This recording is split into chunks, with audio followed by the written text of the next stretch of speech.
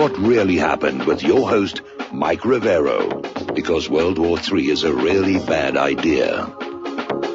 Here is your host, Michael Rivero. And aloha, America. Welcome to our show today. It's Wednesday, October 4th, 2017, middle of the weekday, hump day, starting at long, slow glide down to Pauha on a Friday, and whatever insanity lies in store for us there. We have a lot of stuff to talk about today. The phone lines are open, 800-313-9443. Mike is in our control room, ready to answer the phone, put you on the air with your comments and questions. And a quick little program note, sometime during our third hour, we're expecting a phone call from Regina Imburgia, who's very much involved in the renewed push to ban water fluoridation in the wake of that 12-year study that showed drinking fluoridated water lowers your IQ. And all I can imagine is they must be dumping a ton of that stuff into the water supply in Washington, D.C. So we're looking forward to having her come on there. Right now, Donald Trump is out there in Las Vegas. They're still milking this thing for all the bathos they can. And everybody's speechifying and just basically pounding on this thing as hard as they can. But there remain some unanswered questions about the Las Vegas shooting where it's still not really making a lot of sense. And they're out there coming out with all this other stuff about, well, he got radicalized, he was this, he converted to Islam, he was joining Antifa, his girlfriend was doing all these nefarious things. Remember, his father was crazy, and they're trying to reinforce this idea that this 64-year-old guy got all those guns into that room without being detected and then fired off all those rounds at the people. And there are a couple of things. They're starting to release the crime scene pictures, including one of Paddock himself, who has been clearly shot in the mouth. Whether he did it himself or not, we don't know. But there are a couple of things that really stood out to me in those photos. First of all, in the photo over toward the so-called sniper's nest, there are two chairs that are pushed together, and a whole bunch of the guns are just dumped on them. Now, if you know anything about gun enthusiasts, they treat those guns very carefully. Gun cases, so forth and so on. They wouldn't just bang them all together in an arm load because of the possibility of breaking or knocking out of alignment key components like the sights or breaking off little tiny tabs that control the function of the weapons. And you wouldn't want to untangle them in the heat of your shooting. So you would lay them out one by one, side by side, where they could be grabbed. And the other thing that really kind of stood out, and a lot of people have noticed this, there are a few brass casings on the floor, but nowhere near what you would expect from the volume of gunfire captured on all these videos that were made on all of these cell phones. So everybody's asking, where's the brass? And these guns do not have what are called brass catchers. As a matter of fact, most shooters do not like those because as you fire, the gun gets heavier and heavier because it's capturing all the expended ammo, and it tends to pull off to one side.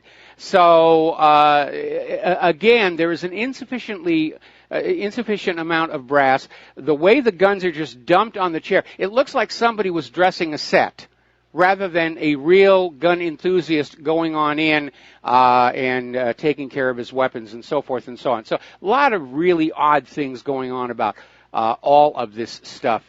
And a lot of people are very suspicious, and they have a right to be, if for no other reason that we have been lied to so many times about so many things by this government and the corporate media.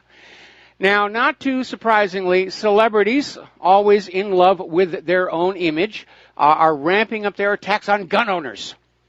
Oh, it's those gosh darn gun owners. Guns are bad, guns are bad. And what's really amazing is how many of these celebrities made their fame and fortune in movies showing huge amounts of gun violence. They're just shooting everything in sight. And again, when a Muslim commits an act of terror, the government and the corporate media just try and remind us that we should not blame all Muslims for the actions of a single individual. Well, why can't gun owners get the same deal? Because when a shooter commits an act of violence, that same government blames all gun owners for it, says we should take away all the guns. Now, the reality is in this country, more people are killed with baseball bats than assault rifles. Are we going to ban baseball because of those murders? I mean, baseball doesn't really have a useful purpose. I got some emails saying, well, you can't ban cars. Cars are necessary. Cars are useful. Well, to a gun enthusiast, guns are useful, chasing criminals out of your home and so forth and so on. All right, so I put it into the context of baseball. Baseball doesn't really serve any purpose. It's fun. So is shooting at targets. Are we going to ban all baseball because some people will use a bat to crush the head of people they don't like? It doesn't really make any sense, does it? Now, earlier in the week, it was reported that there was no history of mental illness in Stephen Paddock and no prescription antidepressants. And now apparently they found that last June he was given a prescription for diazepam, and they're trying to make a big deal. Oh, it's a dangerous psychoactive drug. This is what flipped him out and everything. And as much as the link between prescription antidepressants and violence is an area I focus on, I don't think this is really a factor in this case. Now, diazepam used to be called Valium. It's made from the valerian root, which you can actually buy without a prescription at your local health food store. It's a calmative. He was prescribed this to deal with anxiety. And I did some research over at ssristories.com. Valium is not high on the list of drugs linked to violence. And the documented cases where it was a factor all involve the fact that Valium will lower your inhibitions, meaning a person who is already naturally violent will be more likely to carry out an act of violence. But those acts tend to be spontaneous, spur of the moment, not planned out well in advance. And Stephen Paddock, while verbally abusive toward his girlfriend when drunk, has no history of violent behavior. So I don't think this is the factor everyone's trying to make it out to be here. Believe it or not, the FBI still has not contacted Eric Paddock, Stephen Paddock's brother, who was already all over the media saying this is just not him. This is not what he's like. He's not a shooter. He's not strongly political. He's not strongly religious. He's just a guy. He hung out. He flew planes. He hunted occasionally. Mostly he gambled. That's what he did. He liked hanging out in the casinos and gambling. And they're trying to make a big deal about the huge amounts of money that he wagered. Well, he was a multimillionaire, so he's a high roller, which is why the casinos all love him.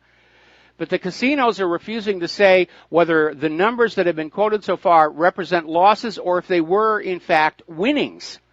Apparently, at one time, he actually won $40,000 on a single pull of a slot machine. Sounds like a very lucky guy.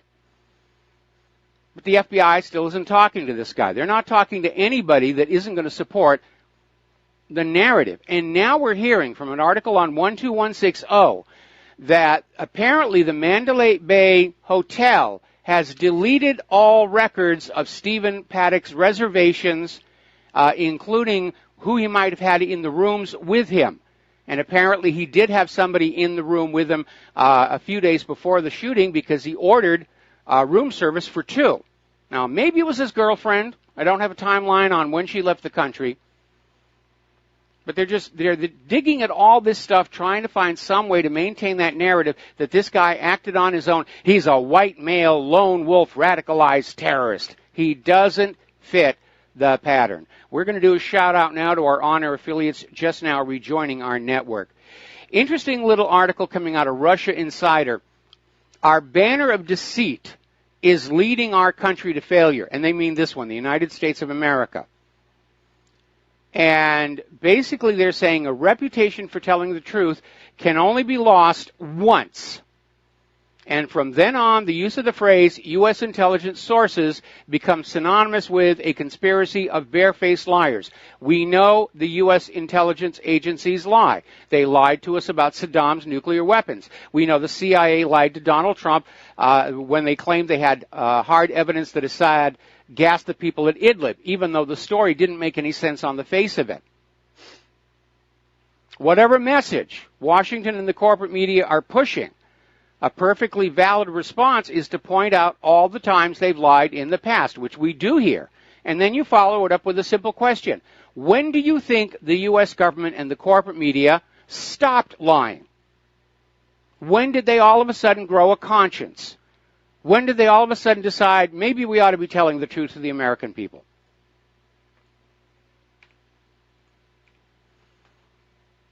And apparently Sheriff Lombardo is out there saying the Las Vegas shooter was radicalized. And again, there was no indication of it from his friends and family. People don't get radicalized and keep it totally internal. They're going to be talking to people about their new revelations, their new higher understanding about what's going on. It doesn't happen in a vacuum here. Now, some very bizarre things are happening politically in the wake of the Las Vegas shooting.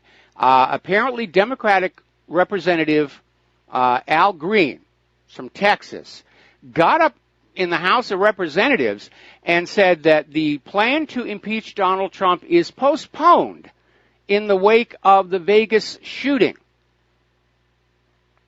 which sounds like they can't find anything to impeach Trump for, which they can't, and they're hoping that Mueller is going to find something to indict Donald Trump on, which would make impeachment a lot easier.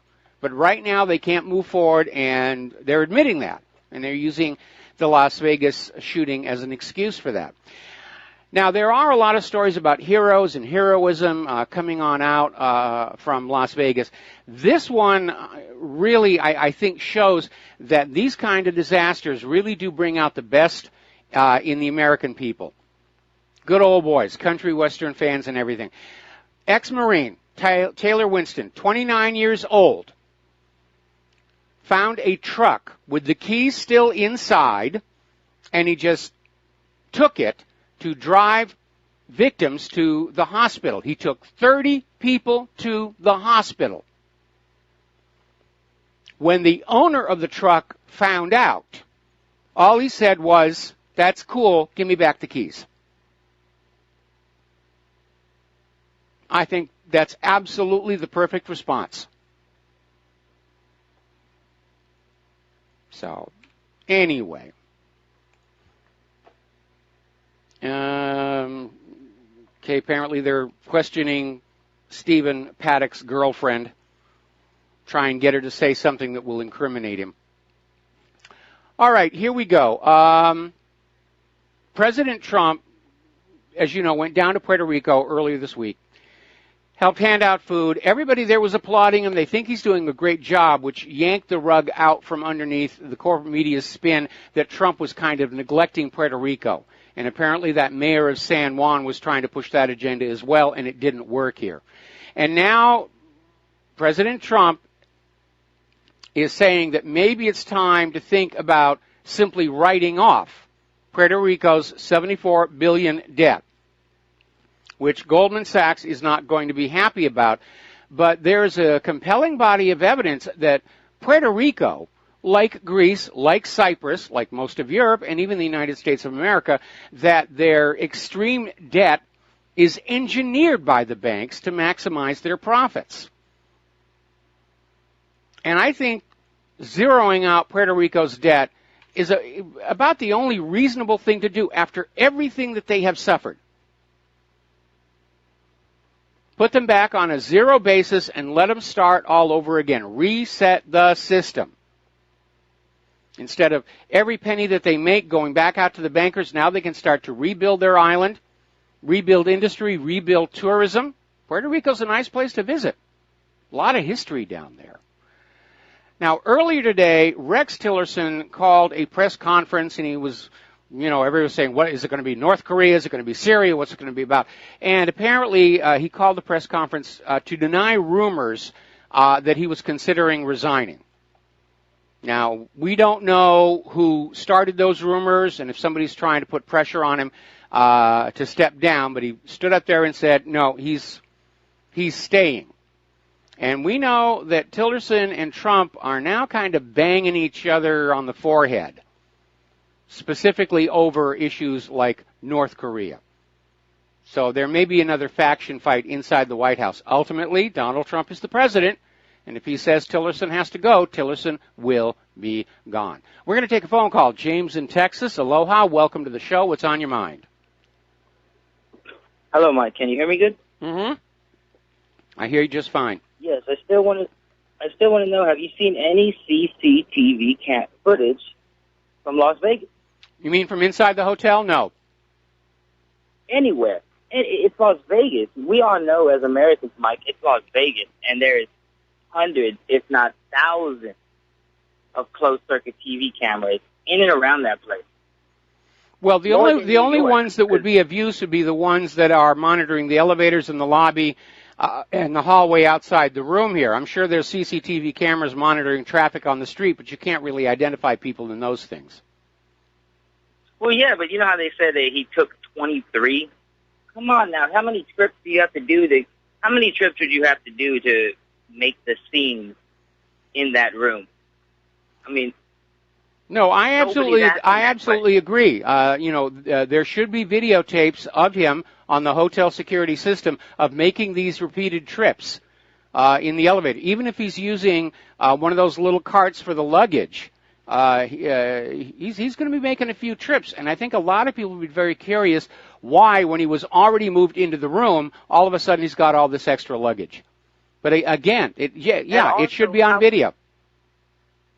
And even he couldn't even use a luggage crate for a single carrier. Because think about the amount of weight. Not only the weapons, but the ammunition. And then it just seems like this event is like a one-pot all type thing. They want to put everything in there. And hopefully it shocks the American people to the point where because now you start seeing people really pushing the idea of if anybody's on any type of pill, then they shouldn't have it, or on a terrorist list. And then all these things are very abstract and wide. They throw a net wide. Well, now hang on a minute. Hang on a minute. I actually am sympathetic to the idea of limiting firearm ownership to people who are on prescription antidepressants that are known to trigger these acts of violence. I would rather see these particular medications banned completely because they are dangerous. But in this case, diazepam, again, the only linkage to violence between diazepam/Valium is it lowers inhibitions. So people who are already prone to acts of violence are more likely to carry them out. But that, again, does not fit the profile of Stephen Paddock. But we all know that even our own police force are on antidepressants. That's yeah, why they are. It's a farce claim because you have the whole SWAT team is loaded up on it, and they're driving around in military tanks. Yeah, they are, and they got very powerful weapons. It doesn't make any sense. No, nothing about the official story makes sense.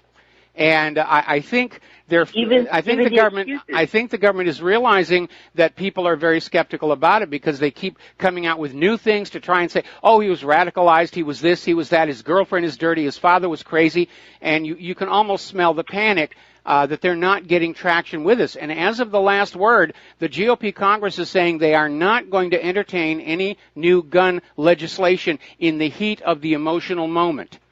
So if this was a staged incident to push the gun grabber agenda, it fell flat on its face.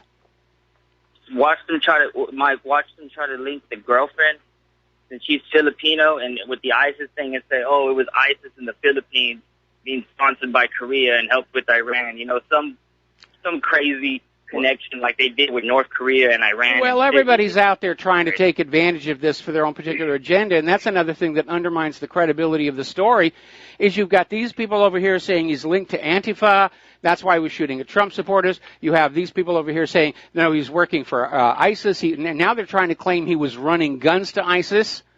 We're going to see ISIS, making a deal for contraband weapons in the middle of a Las Vegas hotel. I don't think so. Somewhere out in the desert's really more appropriate to that. But we need that CCTV footage. I agree. I absolutely agree. The question is, the longer they delay, the more we have to think of the possibility that any footage that is released is being staged after the fact. Well, Mike, I'm going to let you go on this note, too. All right, well, we're going to let you go and take a break for commercials. We'll be right back. Aloha, America. Welcome back to the show. We're going to take another phone call. Clinton, Las Vegas. Aloha. Welcome to the show. What's on your mind? Yeah, Mike, I worked on a lot of these casinos. I'm a pipe fitter. Yep. I want to agree with the previous caller. it's like the Pentagon, Oklahoma City, the London bombing a dozen years ago. They're not showing the footage, and if it fit the official story, we would have seen it. Just proving the guy, was carrying this stuff up to his room. Anything. We're not seeing nothing. Well, certainly they got a picture of him checking into his room. And not only that, did they violate their own security measures? Because if I was one of them family members that got injured or died, I'd be suing them for wrongful death. And I think this is all going to come out in the court. They can't show a fake footage because if it comes out in court and they fake the footage, they could be sued up the kazoo. No, this thing hasn't settled. They're in a real pickle. If the official story isn't true, Circus or whoever owns Mandalay Bay now, they're in a real pickle, boy. I just cannot see how this guy could do this. I've lived in Vegas for a long time, and there ain't nowhere in those casinos you can go where you're not under video surveillance. And they can't even show a picture of this guy checking in and getting his room key. That would be unconvincing. What we want are videos of showing this guy making the necessary number of trips, carrying gun cases or whatever, golf bags, whatever he's hiding the guns in, up to the room here. But the longer they wait before providing such videos, the more we have to consider the possibility they're being faked. And unfortunately, the technology to fake these things is becoming more and more accurate and sophisticated with every day that goes by. And sometimes it gets very hard to tell if what you're looking at is real or not. But even that's risky, Mike, because if this goes to court for wrongful death, and it turns out they fraudulently made these things to show to a courtroom, that's another problem for them. But one more point I wanted to make is on Fox and Friends, the morning after the shooting, Monday morning, they were showing the SWAT team after the takedown. They were showing them in the hallway. Okay, now those were still pictures. As far as I know, I don't watch much TV, but as far as I know, they haven't even shown that. I mean, we are getting nothing. We are getting zero. And if it fit the official story, we'd be seeing stuff. Well, I got to tell you right now, the families of all the victims and all the wounded, they do have a strong case for negligence on the part of the security at the Mandalay Bay Hotel. Absolutely. Absolutely. And so I don't think we've seen the end of this, and I don't think they're going to get much support from Trump as far as the corporation. I'm thinking the worst. I'm thinking this was another op, and some little girl with blonde hair who recently lost an election and her gang of little Hillary bastards. And that's all I got to say about that. And you have a good day, Mike. All right. Well, thanks an awful lot. I mean, certainly Hillary did not hesitate to take advantage of the shooting in Las Vegas with her screed about silencers, even though silencers weren't actually used in Las Vegas, and succeeded in having Paul Ryan basically yank that bill that would have deregulated suppressors for hunting rifles. But that appears to be as far as it's going to go, because we're hearing from the GOP they're just absolutely refusing to entertain any gun legislation, while emotions are still running high from Las Vegas. And, of course, that's the whole point of a false flag attack, to get the emotions running high so that, everybody will just stampede it into surrendering more of their rights and trying to become more dependent on the government. All right, Clint, thanks an awful lot. We're going to let you go here. And let's see, we're coming up here on a commercial break. When we come on back, Michelle Obama is out there with some really kind of bizarre analysis of why the country doesn't trust politicians. You're not going to believe this when you hear it. We'll be right back. And aloha, America. Welcome back to the show. We're talking about domestic politics here. And apparently Michelle Obama when she was speaking at the Pennsylvania Conference for Women, came on out with the observation that people don't trust politics because the GOP is all men, all white. Ooh, bad men, bad white people. Michelle, you incredible nincompoop. People of all races, creeds, colors, genders, orientations do not trust politicians of all races, creeds, colors, genders, orientations, because politicians as a class are greedy, corrupt, self-serving liars who would sell their own mother for $1. A politician of all races, creeds, colors, genders, and orientations is someone who will take your money, screw your spouse, and still vote against you, then shower themselves with all kinds of gratuitous and pointless honors and fall in love with their own legend. That's why people don't trust politicians. And that includes those of all colors. It's amazing here. Sherman kicked off a ruckus by claiming that at least 21 state election systems had been attempted to be hacked. And the Department of Homeland Security didn't say who did it. In fact, they admitted they didn't really know. But, of course, immediately the corporate media presumed it had to be Russia. There are no hackers anywhere on planet Earth other than Russia. We all know that. And the story went all over the place, and all of a sudden we're starting to see the state governments call the Department of Homeland Security and saying, no, we're not seeing it here.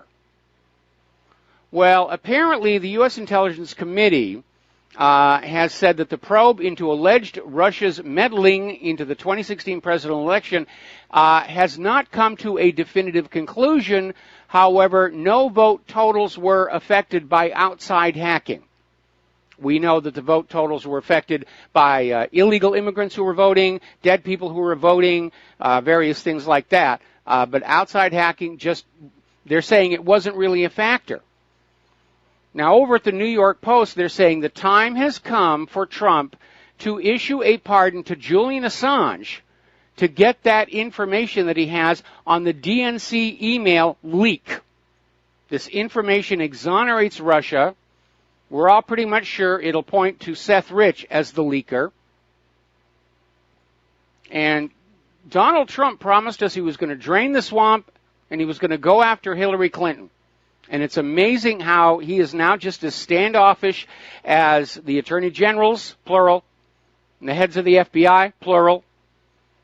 They're all afraid of that narcocracy at the middle of our government, because we know how vicious and violent the drug lords can be.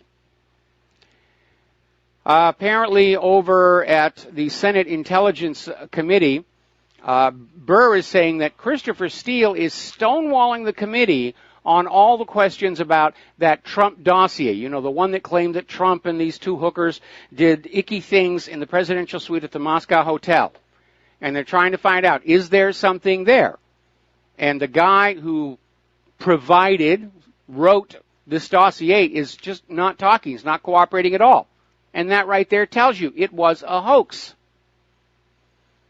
And so far, they're saying that while they're going to go on investigating, there is zero evidence to support any of the claims made in that dossier.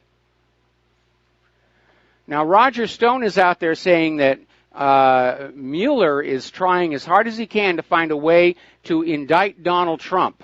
We know that he's using state laws, state courts, to indict people to put them under pressure, knowing that Trump can't pardon them. And it's a hatchet job. He's gone so far off the range, and he's got so many conflicts of interest. This guy should never, ever have been appointed as a special counsel, looking into the president, knowing that he's a hardcore liberal Democrat, knowing that he loaded up his staff with hardcore liberal Democrats. This is not objective. It is not honest. It is not unbiased. It's lawfare against the president. Now, getting on over to the war zones, as you know, Russia has been complaining of the fact that the U.S. coalition airstrikes always seem to miss ISIS and Al-Qaeda, and if they're not blowing up critical Syrian infrastructure, they're actually starting to hit some of the Russian forces on the ground. And Russia is not happy about that, all the more so because the United States really isn't supposed to be there at all. They do not have the permission of Syria's government to be there. They do not have the permission of the United Nations to be there. Well, Russia has upped the ante and just has come on out outright saying that the U.S. is supporting and working with the Daesh terrorists in Syria. And we know about all these reports of airdrops into ISIS, weapons, ammunition, supplies, and so forth and so on. And the fact that U.S. forces have, in several instances, intervened to try and create escape corridors for ISIS to get out of areas that have been surrounded by the Syrian army. But, of course, the Pentagon is denying this. The Pentagon is out there saying, what? Us? Aiding ISIS? How silly can you be? I mean, that's tinfoil hat conspiracy wacko stuff, you know, to think that we, the United States of America, would ever stoop so low as to actually be funding and arming a terrorist group. It's just silly. It's just absolutely silly. I don't even know how to respond to that. Now, not too long ago, there was a spectacular explosion up in Ukraine at an artillery warehouse near Vinnytsia. And everybody's pointing fingers. Oh, it had to be the Russian saboteurs. It had to be this. It had to be that. Well, now all of a sudden there is a suggestion that Ukraine may have actually done it themselves because the warehouse was filled with this outdated Soviet second-hand equipment. Okay, am I back? Okay, I'm back. I don't know why Skype is just completely bogus here today. So basically the idea that, okay, we just lost our call. Boy, this is just horrible. Let me try and call him again.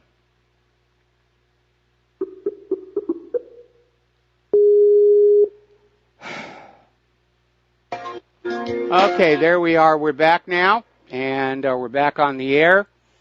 Let me get my Skype window back where it's supposed to be, and we are good to go. Boy, isn't it wonderful living in a modern industrialized nation with good computers and good software that we can depend on and rely on to do what we're doing. So getting on back to Ukraine and the explosion of this artillery warehouse, there are now allegations Ukraine's government did it themselves because the warehouse was filled with all this old, outdated, worn-out Soviet second-hand weapons. And that's what Ukraine has been using in their battles against the breakaway eastern Ukrainian republics. Well, now that it's all destroyed, and now that Ukraine is buddy-buddy with NATO, NATO is going to replace all of that lost weaponry with brand new, up-to-date, taxpayer-funded goodies. So that may be what's going on there. Let's take a phone call. Dustin in New Jersey, aloha. Welcome to the show. What's on your mind? Yeah, hi, Mike. What happens if NATO don't give them no weapons? They're not going to have nothing left. Nothing wrong with those weapons they had. You know, they worked back in the 70s and 80s, they'll still work.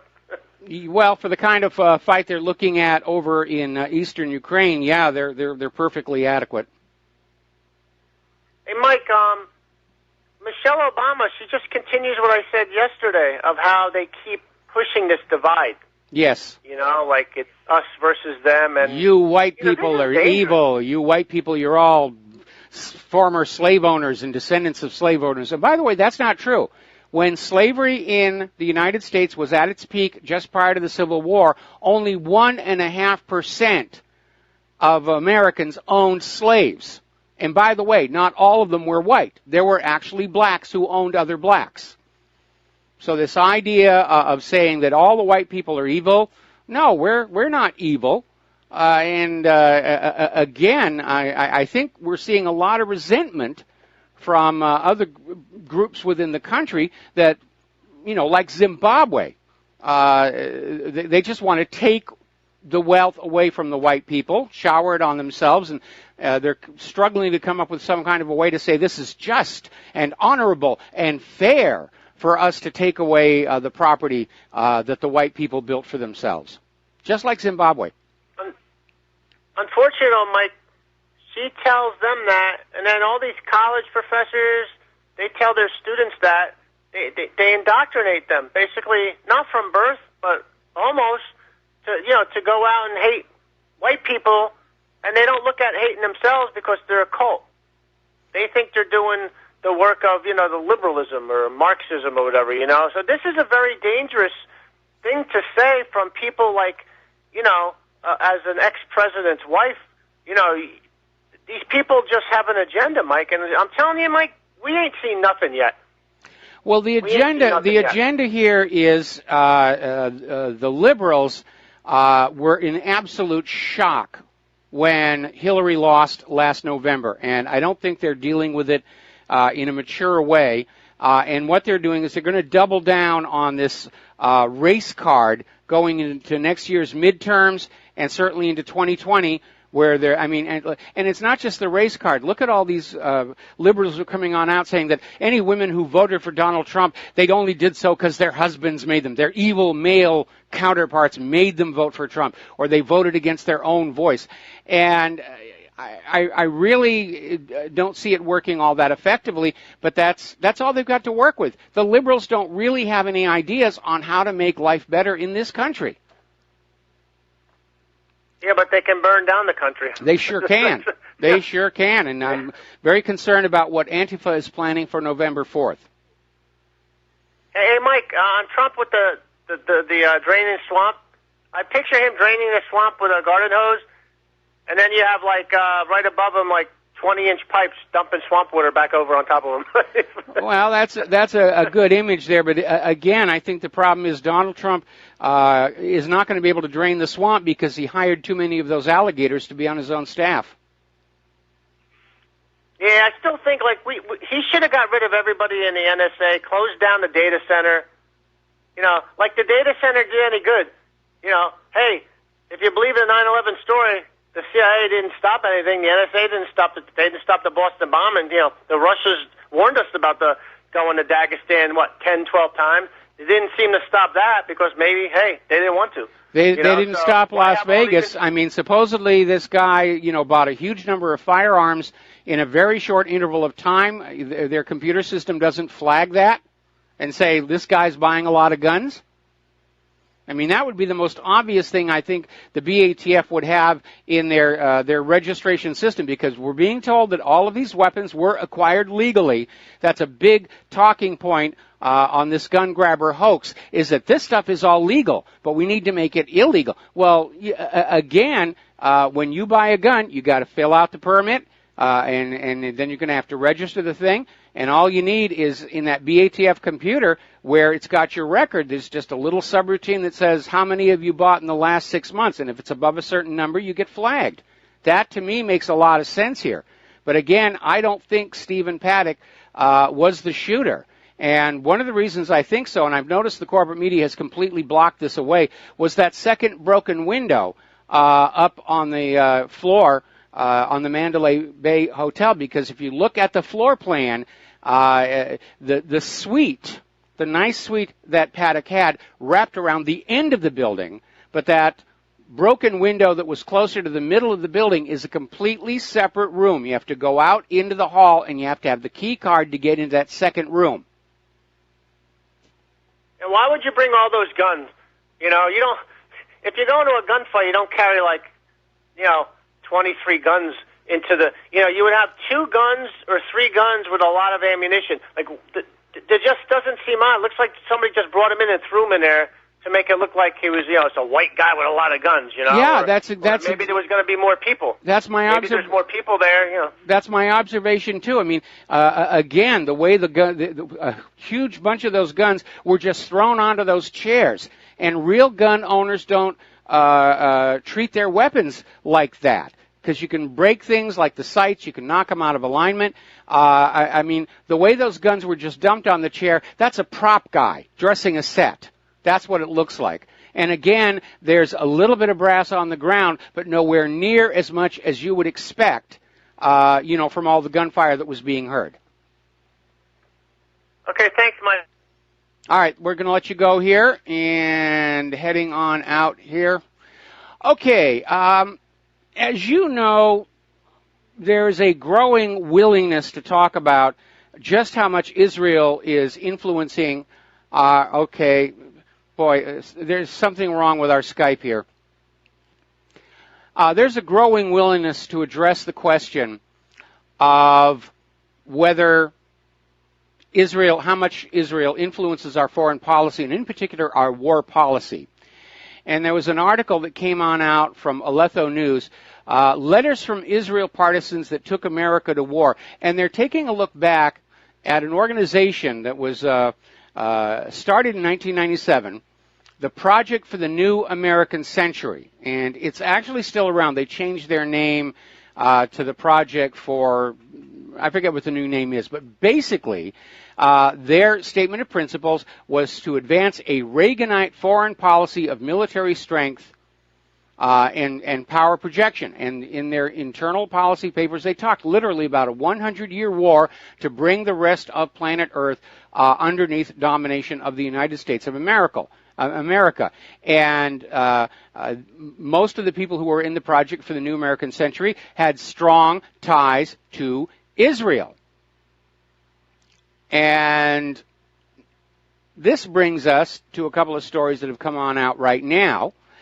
This is over in South Front, the Syrian War Report, where Israel is now complaining that Assad is winning. And the Syrian government forces have liberated the villages of Aksh, Jabariah, Wadihi, Nashimi, and divided the ISIS-held pocket in eastern Salmiya to two separate parts. More when we come back. And aloha, America. Welcome back to our show here. So basically, Syria, aided by Russia, are just about wrapping this whole episode up. And Israel's unhappy. Israel's crying, oh my goodness, Assad is winning. That's not the way it was supposed to happen. We want Assad to lose. And they're rolling around on the floor and they're kicking and they're screaming and throwing their usual tantrum. And they follow it up here with this article that comes from Russia Today, where Israel is calling for the U.S. to be more active in Syria. Israel's unhappy that Assad is winning. What do? Do they go into Syria? No. They go to the United States, and they get the United States to fight and pay for wars against Israel's enemies. So, yeah, there is an issue of just how much of our foreign policy, how much of our war policy is being dictated to us by Israel. And it's legitimate to ask that question, especially for families who have lost family members or have had family members come back from the wars in wheelchairs. It's legitimate to ask just what exactly are our kids being killed and crippled for? For who exactly are our kids being killed and crippled? That's a legitimate question to ask. Now, getting on to the economic news. Apparently, a lot of people are looking at Donald Trump's new tax plan, and a lot of people are very unhappy with it. It's cutting corporate tax rates from 35% to 20%, and they're sort of hemming and hawing and trying to get everybody used to the idea that there's going to be a significant tax increase on the middle class. And the middle class are already feeling that they're overtaxed as it is. Actually, we're all pretty much overtaxed considering what we get back from the government. I mean, it's time for Americans to ask, look at all the money that you give the government. Are you getting value for that money? And for the vast majority of Americans, the answer is going to be no. No, you don't. Because the money isn't being spent on America and Americans. It's being given to Israel, and given to the war machine, and given to other governments around, given to Wall Street. So Moody's is basically threatening a credit downgrade on the U.S. government if the Trump tax plan is passed, as currently contemplated. Moody's is basically saying that the U.S. will be stripped of its AAA credit rating if the tax plan passes as it is right now. Frankly, I think the United States government AAA rating is the result of politics, political pressure. When you look at the debt of the United States, when you look at the outright fraud being committed in the calculation of the unemployment figures and the rates of inflation, I certainly wouldn't give the United States government a AAA rating. Be more honest, it's down there at B- level. Meanwhile, Venezuela is suggesting that the global oil trade ought to be carried from this point forward in the Russian ruble and the Chinese yuan. I can't think of anything that's going to get Maduro nuked or drone struck faster than that. We'll be back after station identification. And aloha, America. Welcome back to our show. Hour number 2. The phone lines are open, 800-313-9443. Getting on over to Catalonia. Things are very, very tense there. Spain's King Philip VI is calling the independence vote illegal and undemocratic. Now, being the king, I'm sure he's going to see it as illegal. It's not undemocratic. It's an exercise in democracy. It's an exercise. Catalonia is exercising their rights recognized by the Universal Declaration of Human Rights over at the United Nations. They have a right to peaceful self-determination, and unfortunately, so far, it's not very peaceful. Now, Catalonia is going to formally declare independence from Spain this coming Monday, and the sparks are going to fly. Spain has already started sending the army into Catalonia, 2 convoys of troops. And that, of course, is not going to calm things down one tiny bit. And apparently there are already clashes starting to break out between the Spanish loyalists and Catalonian independence supporters. But what we're seeing here happening in Catalonia is the violent reality of the European Union. Once you are in, you don't get to leave. And I'm sure that the British people are looking at what's going on in Catalonia and wondering if that will be brought down on them when they finally go forward with the Brexit. See, it's easy for rulers to talk about democracy and freedom and so forth, but when you are threatening to take away large amounts of their land and their tax income, it's a whole different story. And they're going to get out the clubs, and they're going to do everything that they can to just hang on to the livestock. Because that's how they see the people. And around the world, everybody is now accusing the European Union of hypocrisy and double standards for declaring the Catalan independence referendum illegal.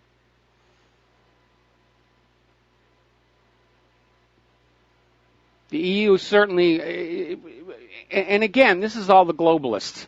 They're getting sick and tired of all these independence referendums, whether it's Crimea or Kurdistan and now Catalonia.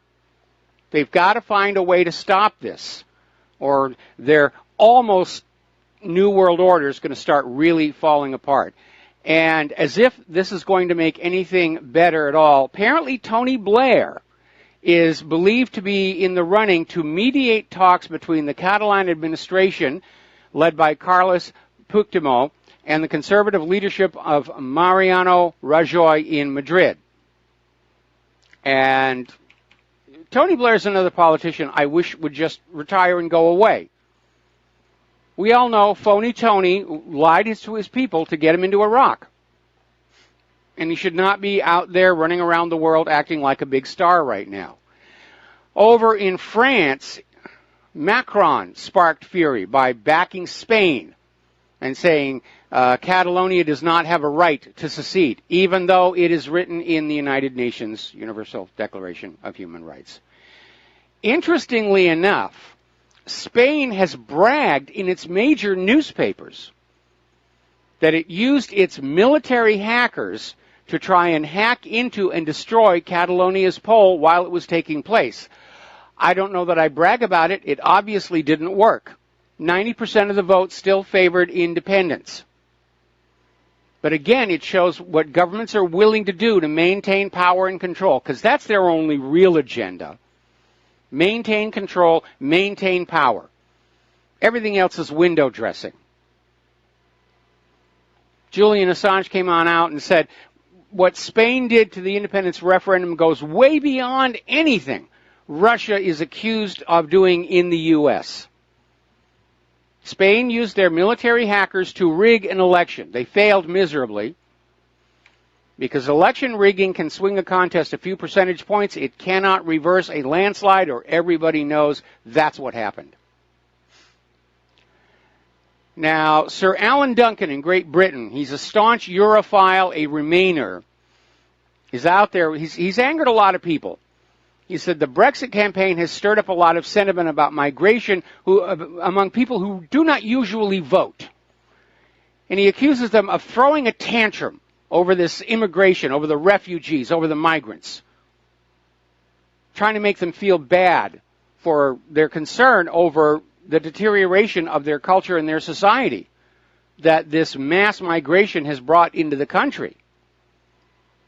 And I have a comment for Sir Alan, which is that the people of Great Britain have every right to throw a tantrum when the government of Great Britain is acting contrary to the best interest of the people of Great Britain. And we're seeing all around the world governments that seem far more concerned with illegal immigrants and refugees than their own citizens. Because they're building the global government, the new world order. It will be beautiful. All right, we're going to do a shout out now to our on-air affiliates who are just now rejoining our network. Now, over in Germany, they're trying to recover from the recent elections. And yes, Merkel has retained her job as chancellor. But the three major parties, all three major parties in Germany suffered major losses. And the brand new up-and-coming parties, significant gains. And so now the president of Germany is out there, he's saying that the country is divided by walls of misunderstanding. You know, people are just not understanding the good things about migration and immigration. People are just not understanding all the good things about being part of the European Union. In other words, he's coming across like he thinks the German people are all idiots and morons. That is not going to get you reelected either. And I think people, not just in Germany, but everywhere, here in the United States of America, they're just fed up with this attitude that exudes from our political leadership that they are oh so smart and we are all oh so dumb. Because it's just not true. I keep thinking about to that comment back in the Watergate scandal, when Deep Throat was meeting with the Washington Post reporter in that garage. And he was responding to this idea that Nixon's people were the best and the brightest. And he said, no, the reality is they're not very smart at all. They got to be Nixon's henchmen because they were willing to do what Nixon wanted without question, including the bugging, sabotage, and so forth and so on. There's now a story here about this illegal Somali immigrant. And apparently he got into a fight and he killed a man and tried to activate the deportation order that he'd been dodging for 4 years with the idea that he would be deported, flown home, and he would escape justice for the murder. It didn't work out. And has now had his day in court. Again, migration. It's a filtering process. You are not getting the best people from the source country. You're getting people who couldn't make it in their home country. You're getting people who are fleeing prosecution. You're getting people who are criminals and they want to expand the range of their criminality, like MS-13 here in the United States.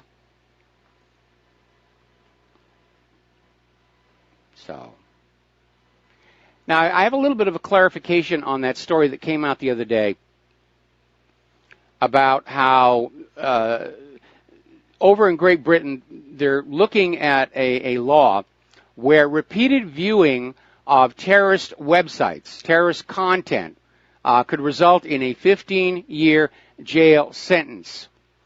Well, apparently Home Secretary Amber Rudd came on out and clarified it and said that those who view despicable terrorist content online, including jihadi websites, Far-right propaganda and bomb-making instructions face the full force of the law. Far-right propaganda. Does she mean me? Moi? Far-right propaganda? This is one of those laws that can easily be abused and skewed to become an instrument of suppression. All right, we got a bunch of calls on the line here. James in Tokyo, aloha. Welcome to the show. What's on your mind? Aloha, Mike. Hey, Mike, you got to go easy on Tony Blair. I mean, he's just trying to get some kind of Spanish aid plane to fly over Catalonia to get shot down so they could send their troops over there to help the people not achieve their own independence for their own good. Well, I don't think they need to use a false flag situation. I mean, it's just like when the United States declared independence, Britain invaded. And that clearly is what Spain is planning on doing. And this is going to get very, very bloody. Because King Philip VI, King Philip VI is not, he's not going to want this to happen at all. And Catalonia is not going to want to go back to being part of Spain. Well, that's what they have done. Hey, Mike, I have to disagree with you, you and Dustin from the Jersey Shore about Michelle, because everybody knows that white males are the cause of political dissent in the U.S., and that if Hillary was elected, that there'd be a higher level of political consciousness that Black Lives Matter, except if you're Danny Williams. Yeah, absolutely. Absolutely. I do agree with Dustin when he said that it is kind of fishy about those 23 ARs that were in the hotel room. It kind of seems like a little too heavy to carry. And then when you had that Spanish woman running around saying everybody's going to die, I just have a feeling she was maybe like in the housekeeping staff or something and saw some stuff. That could very well be. That could very well be.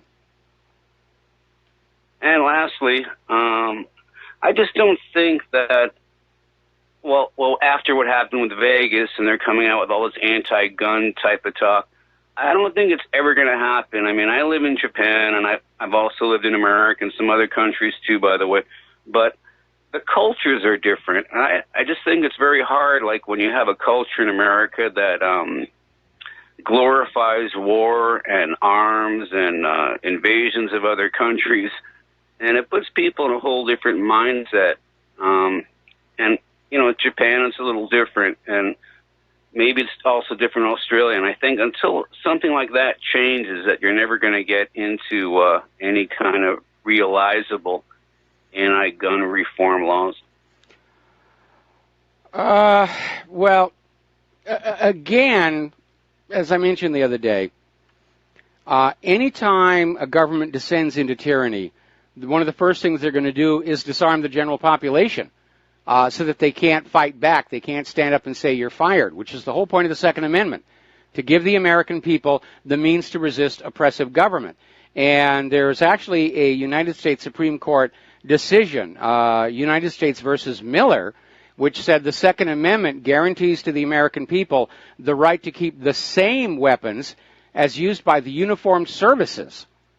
And that's basically laying it out right there. But this government is afraid of an armed population. They want to keep their guns. Dianne Feinstein's keeping her guns. All these celebrities that are talking about we've got to ban guns, they all have armed bodyguards and security. It's just you and your guns they're worried about because they understand the American people are getting really, really angry about what's been going on in this country for decades. And gun sales go higher every time after there's an event like in Vegas or anywhere else. Oh, that's already happening here. And you think that they would realize that it is counterproductive, and especially now where you have the GOP Congress saying that they're not going to consider gun legislation while emotions are still running high from Las Vegas. And it's a wise thing to do. Never make an important decision in the heat of a moment. But that's the whole point of that false flag. So I would say, unfortunately, tragically, we may see another one of these in the very, very near future. Stay out of the shopping malls Christmas time. Who has money? That's all I could say. All right. Yeah, you're right. Hey, Mike, nice talking to you, sir. All right, thanks an awful Take lot care. here. All right. I tend not to go to the shopping malls in Christmas anyway. The decorations are already going up. By this time next month, I'll be in full Ebenezer Scrooge mode. By the time we get to actually Christmas, it's not decorations, it's decor, and it's tacky. I mean, there's Christmas stuff all over it. The one thing that we actually can't find, though, is Christmas wrapping paper. I don't know why, but that apparently is not on the list anymore. All right, let's take another phone call. Jim in Chicago, aloha. Welcome to the show. What's on your mind? A couple of questions. Do you know if there were any drones flying around the concert before the shooting? I have no way of knowing. None have been reported yet. It would almost make sense they probably would have had drones, with cameras for any possible video they were going to make of the concert itself. You don't have a concert that size without having a video to license out to TV after the fact. Okay, that's interesting. And the final question. There was talk about the Australian guy who had a room right next to the so-called shooter. Yes. Any word about where he is or what happened to him? Not right now. I imagine he's probably on his way back to Australia after his vacation got interrupted so rudely. But again, he said that there were definitely multiple gunmen on that floor, and he said that it was the police who shot one of the security guards. Right, I heard that, yeah. Okay, well, that's it. You take care. All right, thanks an awful lot. We're going to switch over to Jake in California. Aloha, Jake. Welcome to the show. What's on your mind? Hello, Mike. How are you? I'm doing okay. So I heard you say yesterday something about that the Echo was a second gun shooting at the beginning of the concert. No, I said we had to take into account that some of what was recorded on the video could have been echoes from all those hard surface buildings all around the area. But there is one video which definitely records the sounds of two different automatic weapons firing at different rates, and that proves that the second was not an echo of the first. Well, we got when you're listening to the echoes, because those will be slightly slower than the actual weapon being fired. No, they won't. Well, I was in Iraq, and I'll tell you, when you're receiving fire and it's echoing off the buildings, it will be a little bit slower. The only way it would be slower is Doppler effect, which means there'd have to be a tremendous relative velocity between the shooter and the echoing surface, or yourself and the echoing surface. But the physics of an echo are it'll be reduced in volume, but it will be exactly the same pitch and duration. I don't know about that. Well, go read a high school physics book. Well, I've been in Iraq, and I've been shot at by numerous AK-47s, and I'm telling you, when it bounces off the building, it's not the same frequency. Okay, well, you were under fire at the time, and I would suggest that maybe your perceptions of the moment are distorted by adrenaline. But again, get a high school physics book on acoustics, and you will verify for yourself that two different firing rates means that they're not echoes of each other. Anyway, thank you very much for the phone call, and we're going to let you go and get on back here to the news coming up on another commercial break. Phone lines are completely empty now, 800-313-9443. And getting on back to the news, interestingly enough, a federal judge, has refused to dismiss a lawsuit claiming the FBI used an unconstitutional subpoena to spy on anonymous supporters of jailed journalist Barrett Brown. Now, if you remember Barrett Brown, he was arrested in September 2012 and sentenced to 5 years and 3 months in prison after he shared an online link to files stolen in the 2011 hack of the security and intelligence contractor Stratfor. And U.S. Magistrate Judge Maria Elena James found that the lawsuit plausibly alleged that the government abused its subpoena power to try and unmask the identities of unnamed donors who raised money for Brown's legal defense, presumably so that they could be harassed. So that lawsuit is now moving forward, and that is a very, very good thing indeed. All right, we're coming up here now on a commercial break. When we come on back, we're going to be talking about some computer stuff, a lot of things going on out there. We'll be right back. And And aloha, America. Welcome back to our show here. There has been yet another data breach, this one the biggest ever. Yahoo is admitting that a data breach that happened all the way back in 2013 affected all 3 billion, with a B, accounts. That's like half the population of planet Earth. And it happened during 2 separate data breaches. And basically, the entity responsible for selling Yahoo agreed to cut $350 million off the company's sales price early this year following these revelations. And, Verizon is acquiring Yahoo, and they formally closed the deal in June. But apparently, this is horrendous. That is a huge hack. It's totally out of control. And this is why I think we need to go back to a cash-based society. You can't hack cash. I got a quarter in my pocket. I dare you to hack that. And until they can get this cybercrime problem under control, the government and the bankers have absolutely no right whatsoever to push a cashless society on us. Apparently, the White House and Equifax are now saying maybe using Social Security numbers for an ID wasn't such a good idea after all, which is interesting because there actually at one point was a law that said the only thing Social Security numbers could be used for was Social Security. They weren't to be used for anything else, and everybody who used them for a college ID or file ID or account ID or credit cards or anything, they were all technically in violation of the law. All right, let's take some phone calls here. Francis in North Carolina, aloha. Welcome to the show. What's on your mind? Hello, aloha. Aloha snack bar. Oh, that works again. I just had a thought cross my mind earlier since this whole fiasco in Vegas and so forth at nauseam has occurred. And I'm reminded of the Boston Marathon bombing. Not that the two are connected. No. At least I hope not.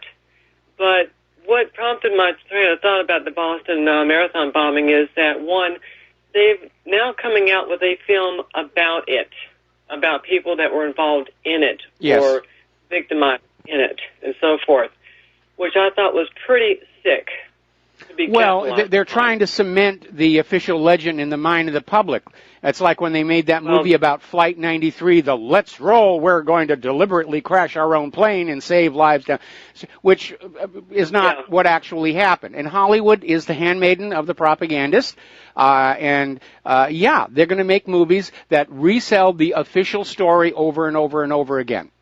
And I'm certainly having no intentions of seeing a movie about the Boston Marathon bombing. Just as I didn't see Flight 93, I'm not interested. Well, I can empathize on that note, even though, unfortunately, it did come on major TV or regular TV or whatever channel. And unfortunately, my other half decided to sit up and watch it, and I'm thinking, are you nuts? But to say the least, I am looking at, since that was about 4 years ago when that event happened, and they're now coming out with a film about it. The question is, many years, will it be 5 or 10 years from now, that they come out with a film regarding the Vegas shooting? Probably as soon as they feel they need one, and it won't be seen as exceptionally tacky. Well, there's that too. And the question is, how much they're willing to. Well, not a matter how much they're willing to, but how much they can think they can milk it for. Well, usually when they make a movie for propaganda purposes, getting a profit would be nice. That's not the main objective, and they're willing to absorb certain amounts of economic losses. What they'll do is they'll set up these production companies as shells, which basically you want to do anyway. That's why on movies you see today, there's a whole bunch of production company names at the beginning. These are companies set up to invest in that one film only, and sometimes you're not really sure where the money comes from. Very often it'll be coming directly from the government, and they'd like to make a profit. That's not their real agenda, and if the film loses money, they just shut down the shell corporation and everybody skedaddles. Anyway, listen, Francis, stay on the line. We're going to take a break for commercials, and we'll be right back. Aloha, America. Welcome back to the show. Here we're talking with Francis in North Carolina. We're talking about Hollywood movies and how very often they're used to promote propaganda, to sell the official story to America as to what happened. I got an email from somebody saying that they've heard there's already talk of a movie based on the first responders in Las Vegas, so they may feel they need to rush that on out and get people to see that. And people tend to believe what they see in the movies, even though it's not true. Good example would be Hillary and silencers. People actually think that there are these little tubes you can put on a gun and pull the trigger and there's no noise, like you see in the James Bond movies. It's a movie. They don't really exist. And I remember... Mike, go ahead. That didn't take them long to come out with that now, did it? However, on a side issue, when you mentioned about whether it becomes financially advantageous or not, doesn't really matter. It reminds me of a scenario back about 5 or 10 years ago, maybe 15 years ago, where the question was is whether or not the production of genetically modified food would be financially advantageous to submit to the everyday public because of what they go through to conduct such genetic engineering to start with. And I heard it said, well, you know, it would not be financially advantageous because they would take a loss and cut in finances and all that. And I thought, you know something, when it comes to messing with the gene pool of the food that everyday people use to keep themselves going, do you really think they concern themselves with how much of a loss and cut in finances they're going to suffer? No, they're more concerned about how they can affect the everyday person's life. And the fact that it's going to send people to the pharmaceutical industry to get a remedy for something that is really going to mess them up physiologically. So, well, there's another aspect there. There's another aspect there. What I think Monsanto's grand design is because I'm sure that Monsanto scientists knew that this little 10-yard or 10-foot buffer zone around the fields was not going to contain the pollen from the GMO crops, and that over time heritage plants would become contaminated with the designer genes. And I think what Monsanto's plan is for the natural varieties of food to go extinct, possibly along with the honeybees as well, and that would force every food provider on Earth to buy their seeds from Monsanto, and once they're there, they can start raising the price on those seeds. They want to have a monopoly on food production the way the Federal Reserve wanted to have a monopoly on the global economy. Ouch. That's what I think. Yeah, that would certainly send the gene pool right down the drain. Well, again, the way these products are being recklessly marketed without really knowing what they're doing, and we're seeing Monsanto is out there, rather than address the fact that there are demonstrable issues with glyphosate and the genetically modified corn, they're just spending all their money suppressing this information, threatening the media, don't you report on this or we'll pull our advertising, ghostwriting articles to go in the science journals and so forth and so on. Their attitude is, we don't care that the product doesn't work. As long as we can keep the public in the dark, everything is fine. That's true. Of course, then again, Monsanto, you know, is not the only one. There's the Magenta, there's Bayer, there's a whole myriad. Cargill. I wouldn't call it a myriad. I mean, there's a whole bunch of players, but I would imagine that they're probably all, you know, they get together, the CEOs get together, and they're figuring out the best way to maximize the profitability of what they're all collectively doing. Oh gosh, that's a genetic roulette of a nightmare, or is that backwards? Well, you can make that argument, but again, I think most of the damage that we're seeing coming out of GMO foods is not intentional. It's incidental, it's accidental, but they're just in such a rush to get these products on out and beat the competition that they're willing to take these chances with other people's lives. I'm still of the opinion that Morgellons disease is a very early example of a mistake with GMO. Because where this Morgellons disease outbreak happened was the same place that was they were growing test fields of early GMO crops, and those little fibers that were growing out of people's skin, somebody tested them and they found plant DNA in there. So that may have been a rather bad mistake. Unfortunately, it does seem to have gone away. But all it's going to take is one mistake to create an extinction level event, like epicite breaking into the wild. True. Whether they consider it or construed it. Hello, are you there? I think you just faded out. Are we losing our phone call again? Okay, Mike, can you hear me? Oh, there you are. Interest. Okay, we lost our connection there for a minute. Could you back up a little bit for my benefit? Oh, okay. I apologize. No, it's not your fault. Whether it's intentional or accidental, I think it more to be intentional, because otherwise they would do what they need to correct the problem. But with the financial aspirations in place, they have no intention of doing that. As long as they can get their bottom dollar, they don't really care.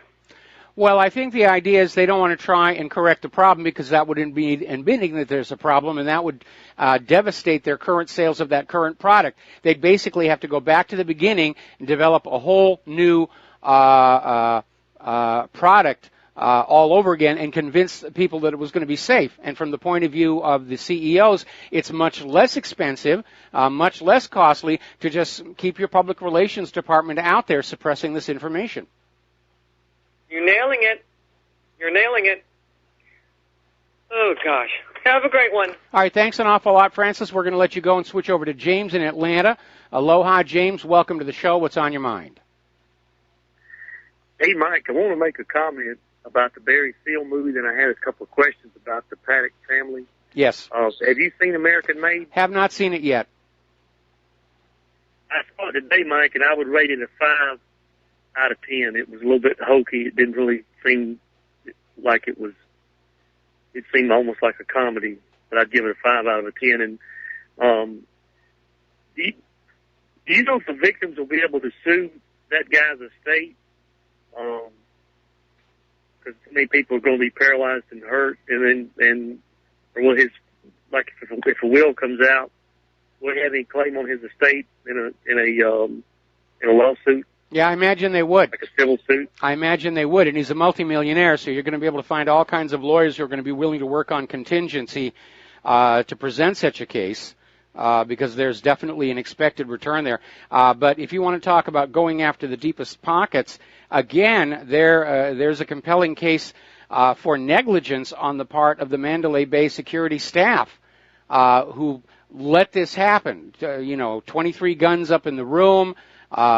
Plus foreign security camera hanging there in the hallway, and security didn't notice it. Well, I'm curious if that guy changed his will, or sometimes when people they start acting, selling certain things or moving things around. So I'm just curious if there's any kind of a trail, if we'll ever hear about his will or. His brother, did you see the video with his brother? Again, I don't think this guy was actually the shooter. I think he was just along for the ride one way or the other. But again, it doesn't matter what he's done with his will. If there's a civil litigation, it's going to come in ahead of everything that's in the will. Because outside debts and obligations and settlements come first, and then if anything is left over, it would be divided up according to the instructions in the will. But if he was planning on dying or whatever, he might have made some recent changes. One interesting thing, somebody mentioned about the guy next door from Australia, and I forgot that they said that lady was an Australian citizen, the one he wired that money to. Well, apparently he wired that money to his girlfriend, to his girlfriend's home in the Philippines. He's supposedly an Australian citizen, but it's sad. It's very sad. We all got to pray for the people, and hopefully they'll have some legitimate charities we can donate to. Well, at this point, I'm sure that somebody's going to be setting up something for the survivors and for the families of the victims. But again, I would imagine that already the lawyers are queuing up for lawsuits against Paddock's estate and against the Mandalay Bay itself, and possibly even against the venue where the concert was held, because obviously their security was inadequate. Did you see that video with his brother? Yes. Because he seemed kind of odd, but I guess he's under love. Yeah. What about are you planning? I was going to ask, are you planning on seeing American Made? Probably I'm going to wait till it comes out on cable, because my lady love, the theaters out here in Hawaii are value engineered and the seats are incredibly uncomfortable, and Claire just can't sit through an entire movie in those hard seats, where she gets all kinds of pains and stuff. So we tend to not do theaters at our age, and we just wait patiently for it to come out on cable. Okay. Thanks, Mike. I hope you have a great day. All right. Thanks an awful lot.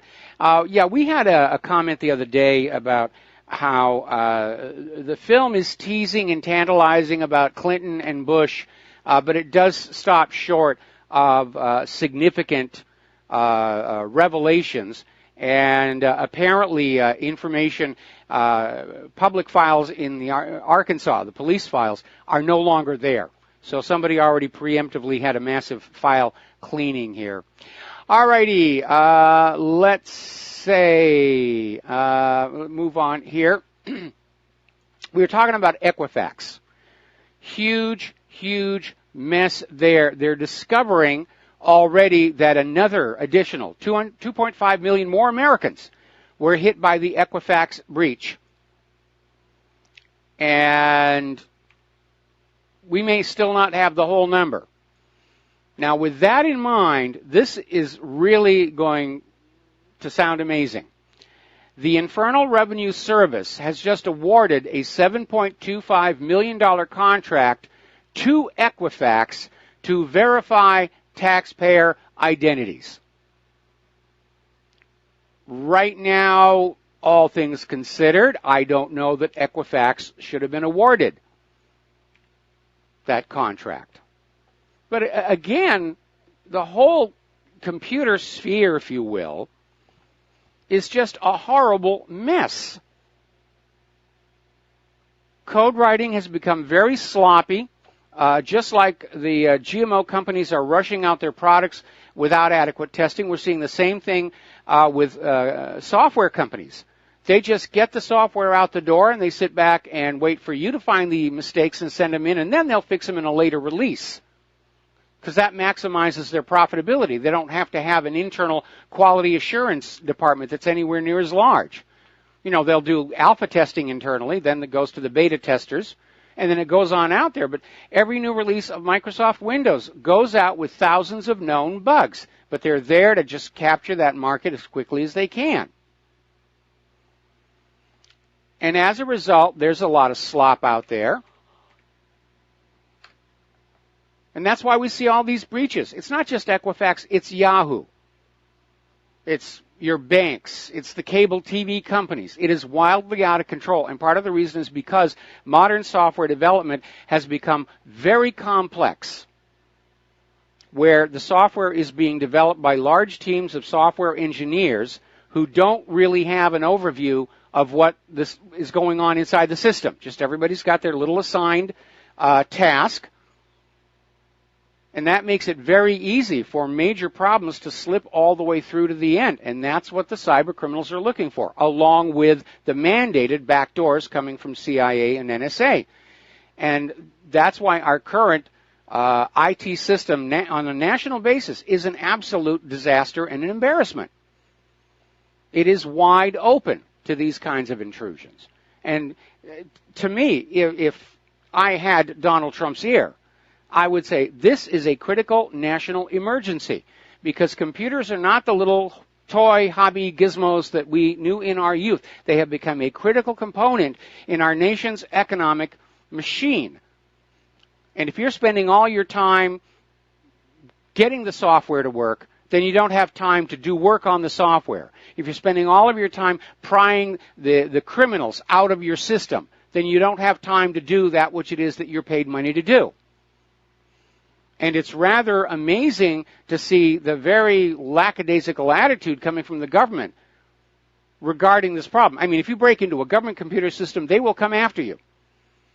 But for the rest of us, just let the script kiddies run wild. That will force them to buy security software, and that's good for the economy.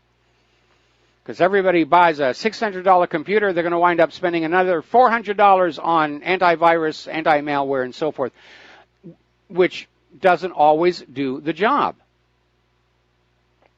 Right now, cybercrime in this country is costing billions and billions of dollars every year, plus countless hours in lost productivity. It is a clear and present danger to the nation's economy.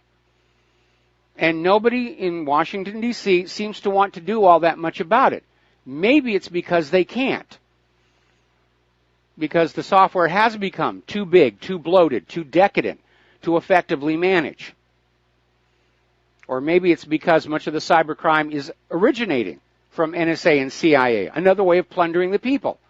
You know, forget about civil forfeiture, taking $20, $30 from a driver. We'll just go on out there and ransomware a bunch of hospitals and stuff and get more money that way.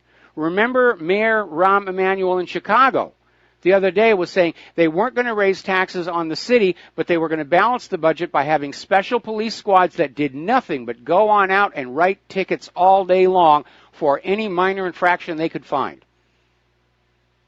We're living in an age where the government is pillaging and plundering its own people. Why should it not happen in the online world? So, as you know, North Korea used to have a single internet link through a hard wire to China. They actually don't have a lot of internet in North Korea, contrary to all the propaganda about those North Korean hackers and how they broke into Sony, which, by the way, they didn't. It was an internal leak. But apparently Russia has now provided a second connection to the internet, which makes it much more difficult to threaten to cut North Korea off of the internet entirely. Maybe I need a second line through Russia. We'll be right back. And aloha, America. Welcome back to the show. I mean, if you really think about it, what is the proper function of the government relative to the people in the nation? It's basically to make sure the nation can function, that we have good roads so that we can get to work or transport products easily and quickly, good rails, same reason, that we have stable, reliable electric power, clean drinking water coming out of that faucet. And we would have to add to that, in the age of the internet and computers, that we have a stable, secure internet that we can rely on to convey our data from point A to point B without being intercepted and used against us.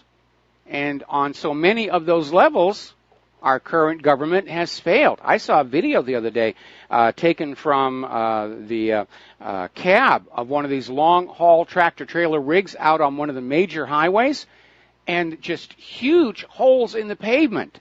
And you could hear the truck just rattling and shaking as it's going over those holes.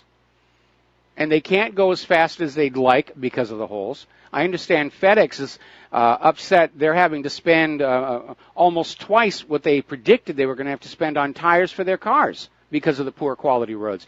Here in Hawaii, we have, according to the Department of Transportation, the worst roads of any state. And somebody did a calculation and figured out that the average Hawaii driver spends $700 a year on repairs for their vehicle caused by the deteriorated roads. And with that light rail project going on, it's worse than it was before. We all know about the problems with tap water all across the country. It's not safe to drink anymore. We're seeing more occurrences of blackouts in our various cities. And, of course, as I pointed out before, the state of the art in software and computer security is abysmal. It's another product that's being marketed that doesn't deliver what it's supposed to. And it's kind of amazing to hear the government scream so much about Russian hacking, when their negligence over these last several years is why the internet is so wide open.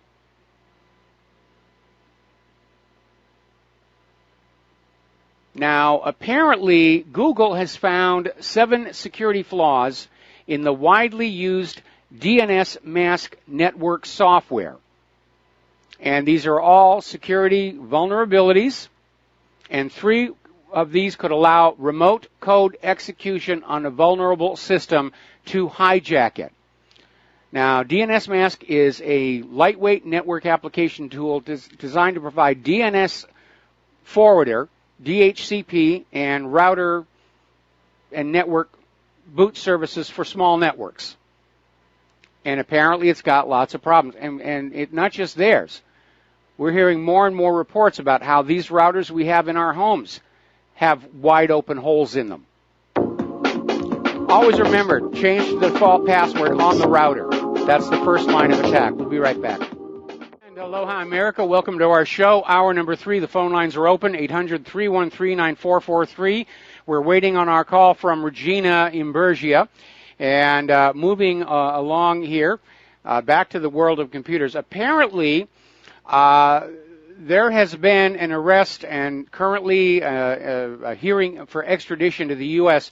Of this individual, Alexander Vinnick, who is supposedly the creator and operator of a digital currency exchange, BTCE, which is suspected of being a gigantic money laundering operation involving at least $4 billion in Bitcoin transactions. And apparently U.S. authorities have linked this guy to what seemed like every major crime involving digital currencies in recent years, including the failure of Mt. Gox, Japan-based Bitcoin exchange that collapsed in 2014 after being hacked. And according to law enforcement, Vinnick obtained funds from the hack of Mt. Gox, laundered them through BTCE and TradeHill, a San Francisco-based exchange that he also owned. And while the U.S. is trying to portray Vinnick as the sole operator of BTCE, European authorities are skeptical of this view. They think there was a much larger crew that was operating behind it. So why is the U.S. insisting it's just the one guy? And again, when you have to recognize the criminality of the government we live under. Yeah, they got a piece of the action of everything. Okay, looks like Regina is here. So joining us on the air is Regina Imburgia, and we're going to be talking a little bit about what's going on in the world of water fluoridation, especially in the wake of the release of this study showing that drinking fluoridated water can actually lower IQ. And I guess they must have a lot of fluoride in the water in Washington, D.C. So, Regina, thank you for joining our show.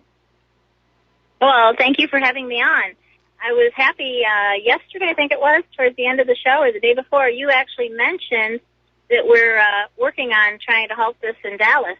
You just read a news release, I think. Yes. That we are trying very hard to stop the city of Dallas to put the hydrofluorosilicic acid in the water to raise the fluoride level.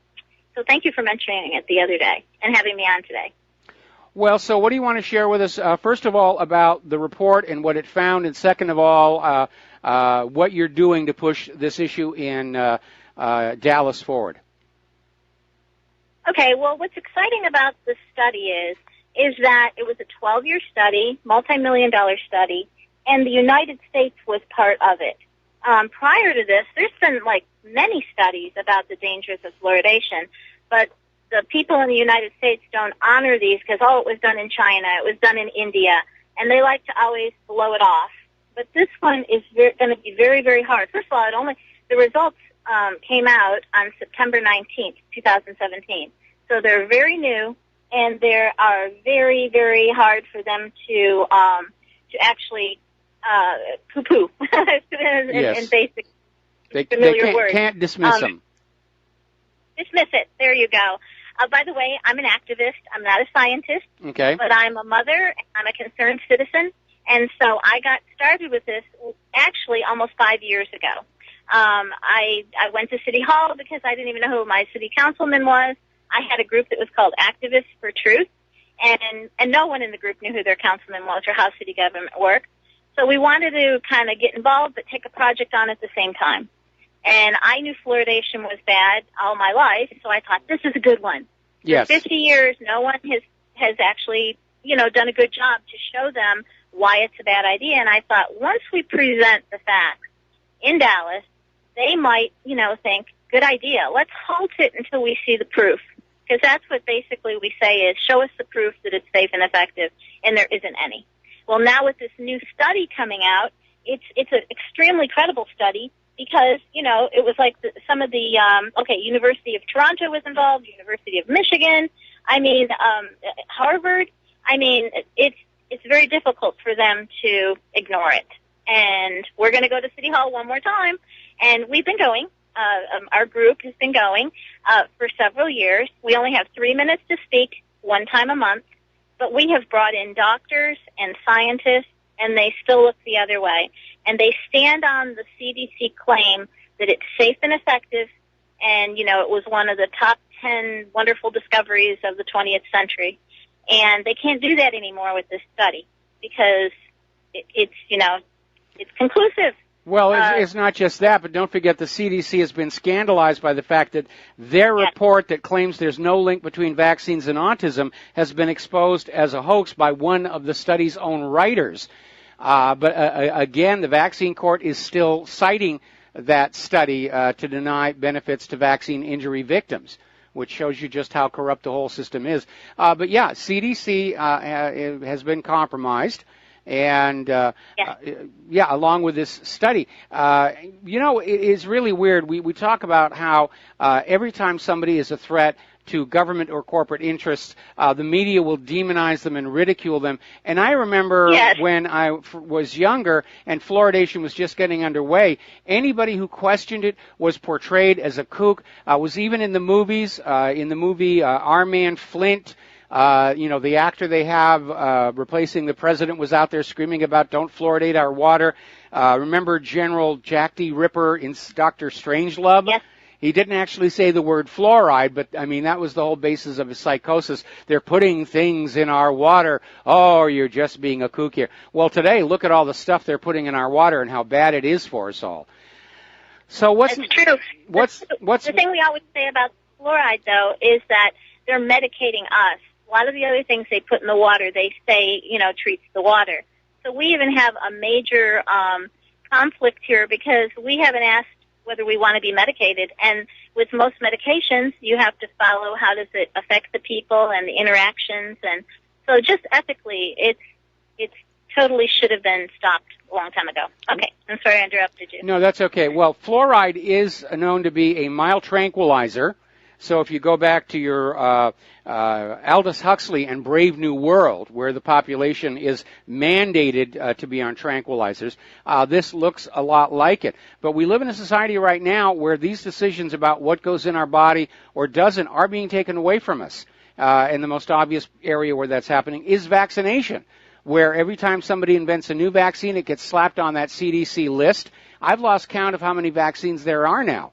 But it's just a big moneymaker, and that's their concern.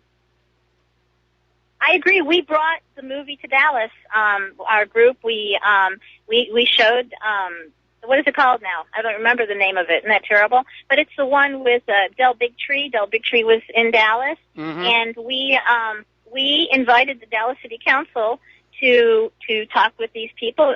Dr. Wakefield was here, and to show them the correlation of the fact that the CDC threw away data and that they're not to be trusted, and that they're putting all of their, chance to have liability against them on a claim that it's safe and effective, and they're not even caring to look for the proof. Because it's worked. Mike, it's worked. Status quo has been fine for all these years. It started in Dallas in 1965, and it's continued. And they don't want to rock the boat. They don't want to get that label put on them. We had articles, you're right, they try to dismiss you by saying you're a kook or a crank or whatever. But we had a large, we're in Dallas, right? So there's a news publication that came out in our defense and said, I myself even thought that fluoridation was bad, but let's look at it. Let's actually look at it. And so we've had some press on it on our side. D Magazine, which is a big magazine in Dallas, did a poll. 72% of Dallas said they wanted fluoridation to stop, but they ignored all this. But I really am excited and hoping that this is going to be the game changer. We're going on the 11th of October. Between now and then, like I sent you even, we have a petition, and numbers mean things to these council people. And if we concentrate I'm doing lots of calls to Sandy Grayson, who's the Quality of Life and Environment Committee Chairman. She may get a little nervous. Because you know what we were saying, too, is in Flint, Michigan, some of those officials that thought that they were going to be able to hang on to governmental immunity, they're not. No. They're being charged. So we did the correlation there with Flint, Michigan, and there's even an additional correlation, is that this hydrofluorosilicic acid leaches lead from the pipes. And in some of the poverty areas and older areas of Dallas, they do have a lead problem. So, I mean, our side of all of our credibility is building up, and we're hoping, oh, and let me tell you, this is important, too, for your audience.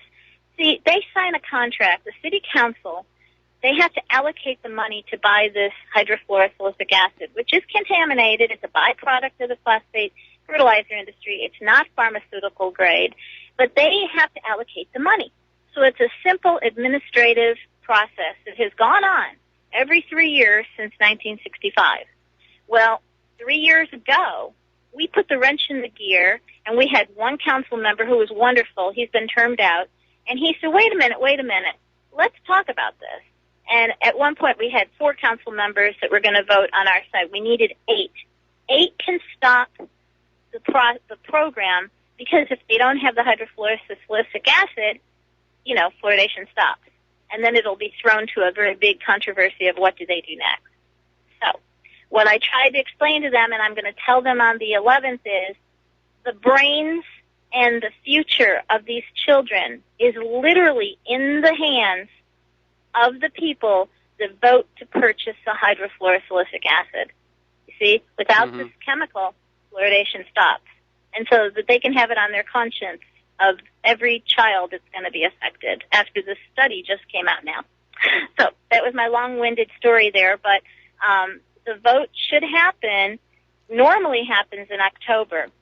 But because that council member 3 years ago, he got it kind of delayed till January 28th, 2014. So I'm not sure whether it's going to happen, in October, November, December, or January, but it has to come up.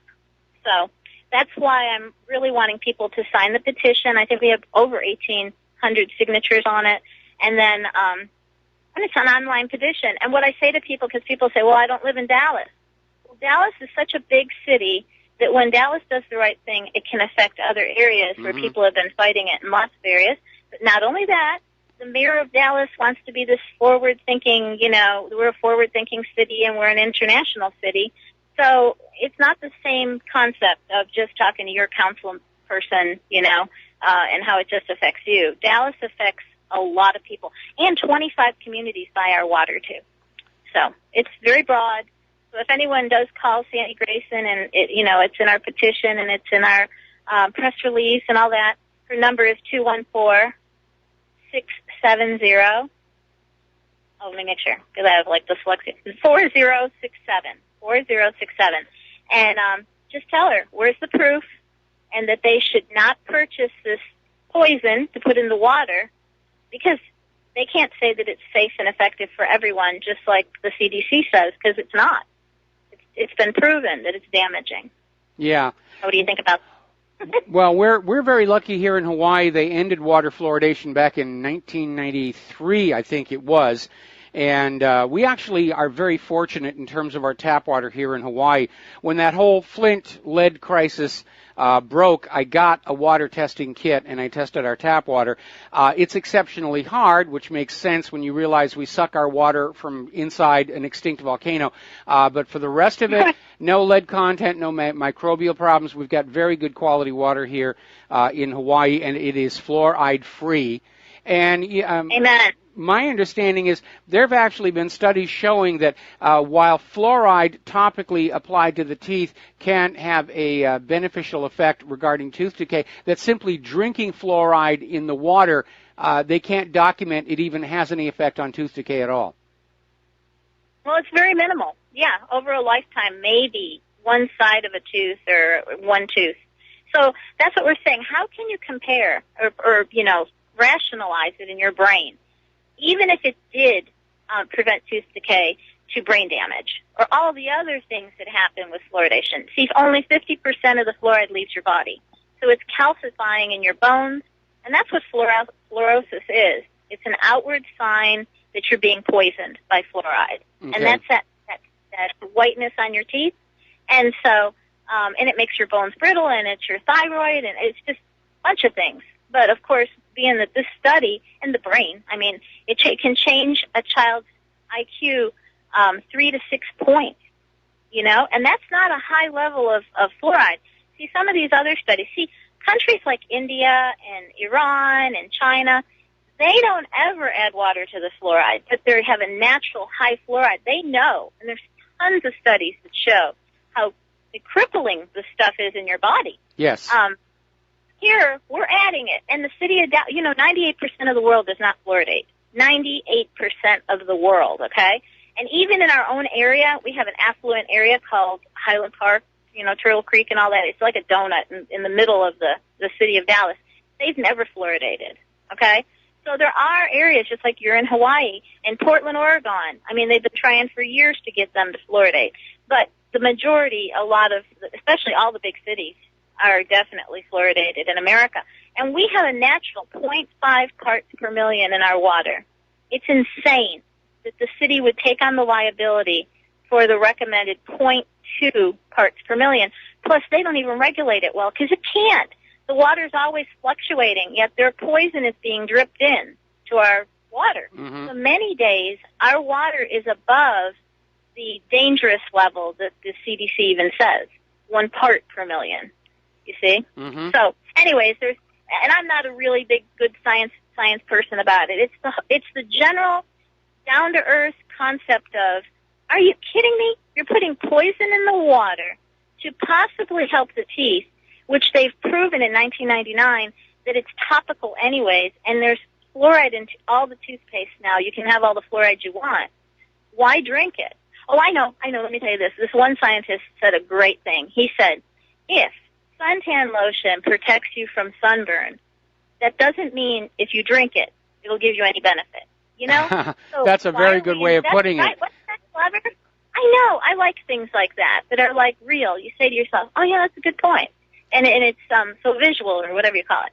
So, but this is just as stupid. Plus, it costs the city a lot of money. And, this hydrofluorosilicic acid, listen how many more things there is.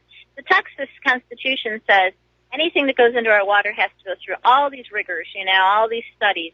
It hasn't even been doing that anymore. It's been years that they have not gone through all the necessary sign-offs, okay? Mm-hmm. They haven't been doing that. So this hydrofluorosilicic acid is contaminated with arsenic and lead and cadmium and uranium. I mean, it's unbelievable, all the other garbage that's in there. It's not at all pharmaceutical. It's almost like they're using the human population as a toxic waste dump.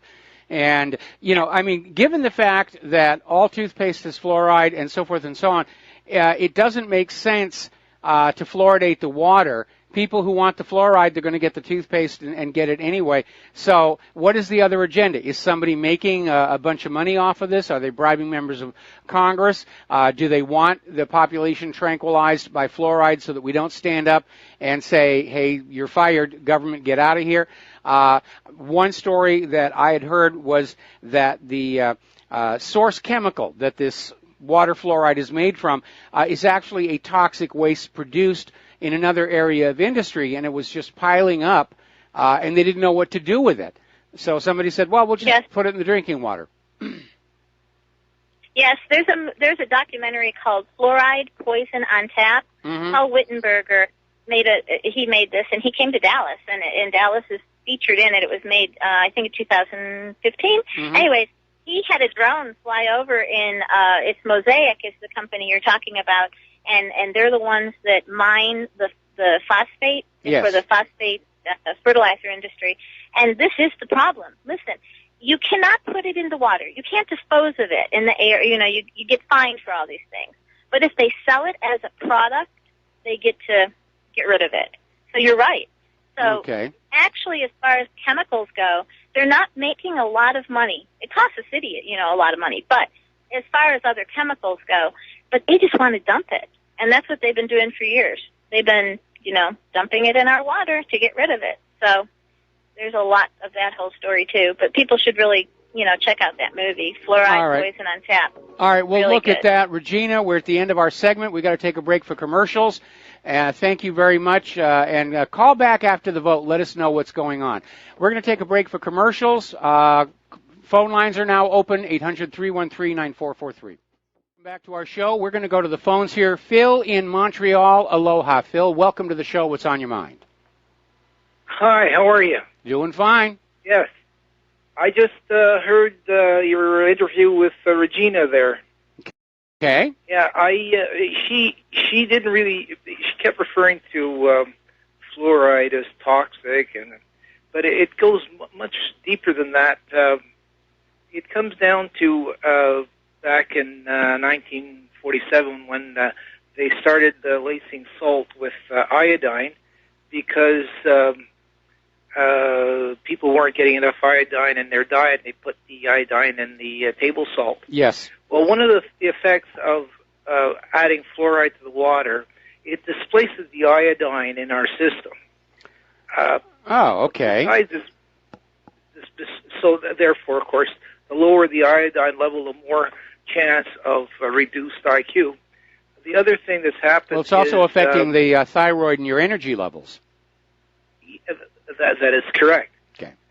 Also, what's happened in about 1980, they started when they make the dough for the bread. They used to add iodine also in the flour and the bread. So what they started to do was put in bromide, and that causes the dough to be easier to smoothen, to make smooth. Yes. The other thing, so now we've added a lot of bromine to the system, which also displaces the iodine. Now everybody's being pushed. Oh, you got high blood pressure. Get off the salt. Well, you're getting off the salt. You're also reducing your intake of iodine. So all in all, we've gotten to the point where the last hit the iodine has taken is that fluoride. So by putting in the fluoride, they've actually reduced the amount of iodine everybody's getting. So what's happened is now the people's IQs are starting to be affected. Mm-hmm. The effect of atrial fibrillation now is going through the roof, and we're starting to find out it's not only the thyroid that uses the iodine, it's the heart and a whole bunch of other organs in the body. Every cell in the body has some quantity of iodine. The thyroid being the one that has the most.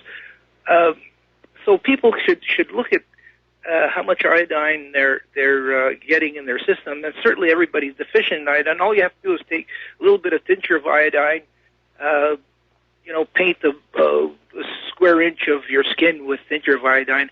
If it disappears before 24 hours is up, usually most people, like in my case, I just found out about this, it disappears after an hour or two. So everybody's deficient. And that's causing a reduction in the IQ. And it's not just that iodine is, the fluoride is toxic. It displaces the iodine. That's what makes it really toxic. Yeah, I could see that. Okay? All right. Thank you, and thank you for listening to my little blurb.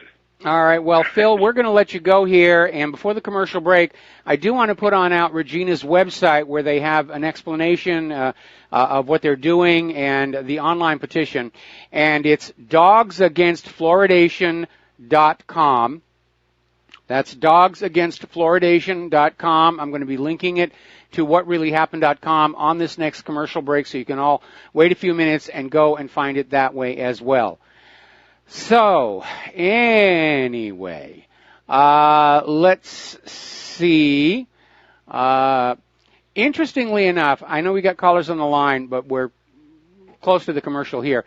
Apparently, prisons are starting to block in-person visits, replacing them with Securus communication software and hardware, a video feed. And this, of course, is being done to cut down on the amount of contraband that's being brought into the prisons. But it is imposing a burden on the families of the prisoners who have to pay a fee for the use of this system.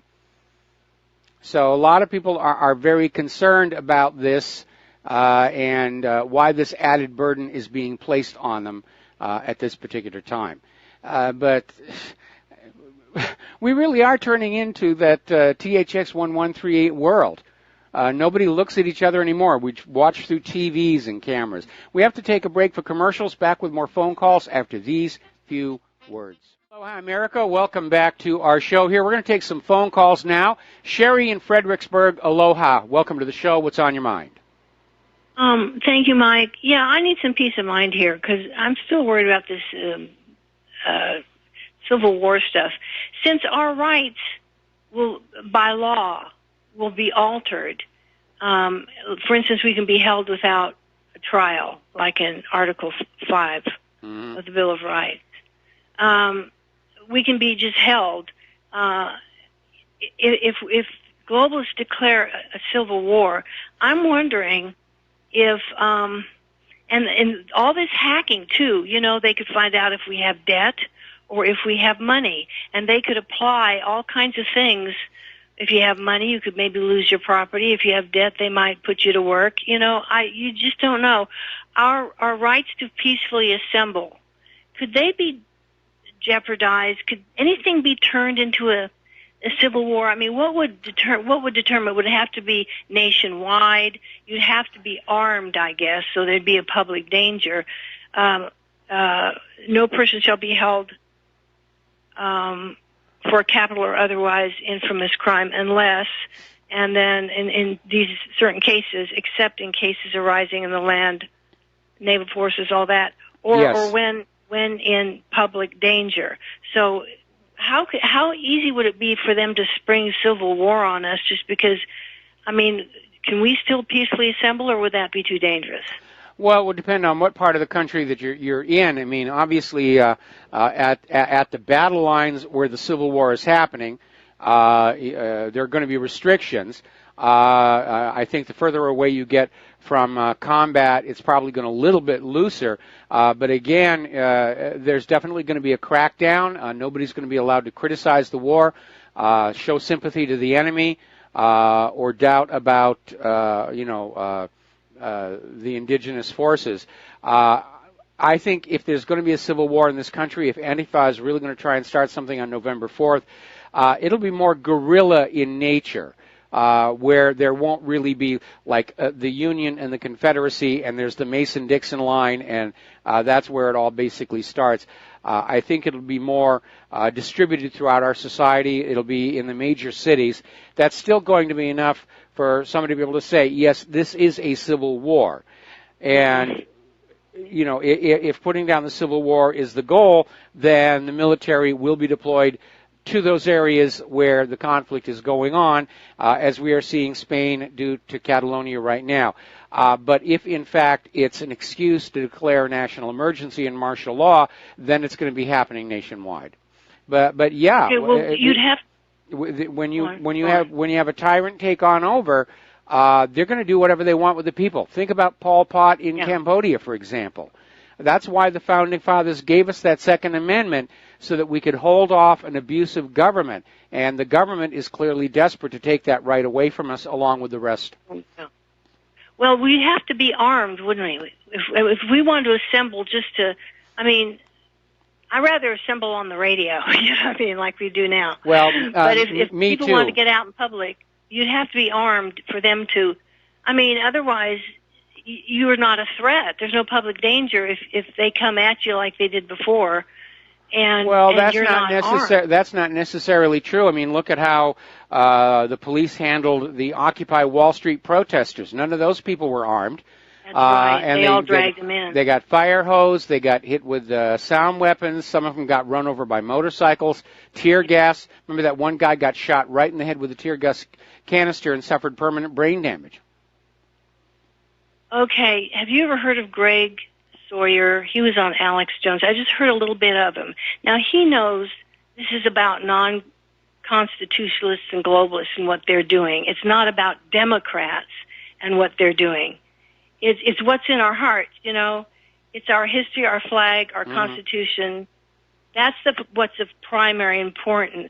And we can be any party to love our history, our flag, and our Constitution. Now, I like what he was saying, and I didn't hear him for very long. I was kind of drawn over to the radio by a few things he said. Unite regardless of party. That got my attention. Mm-hmm.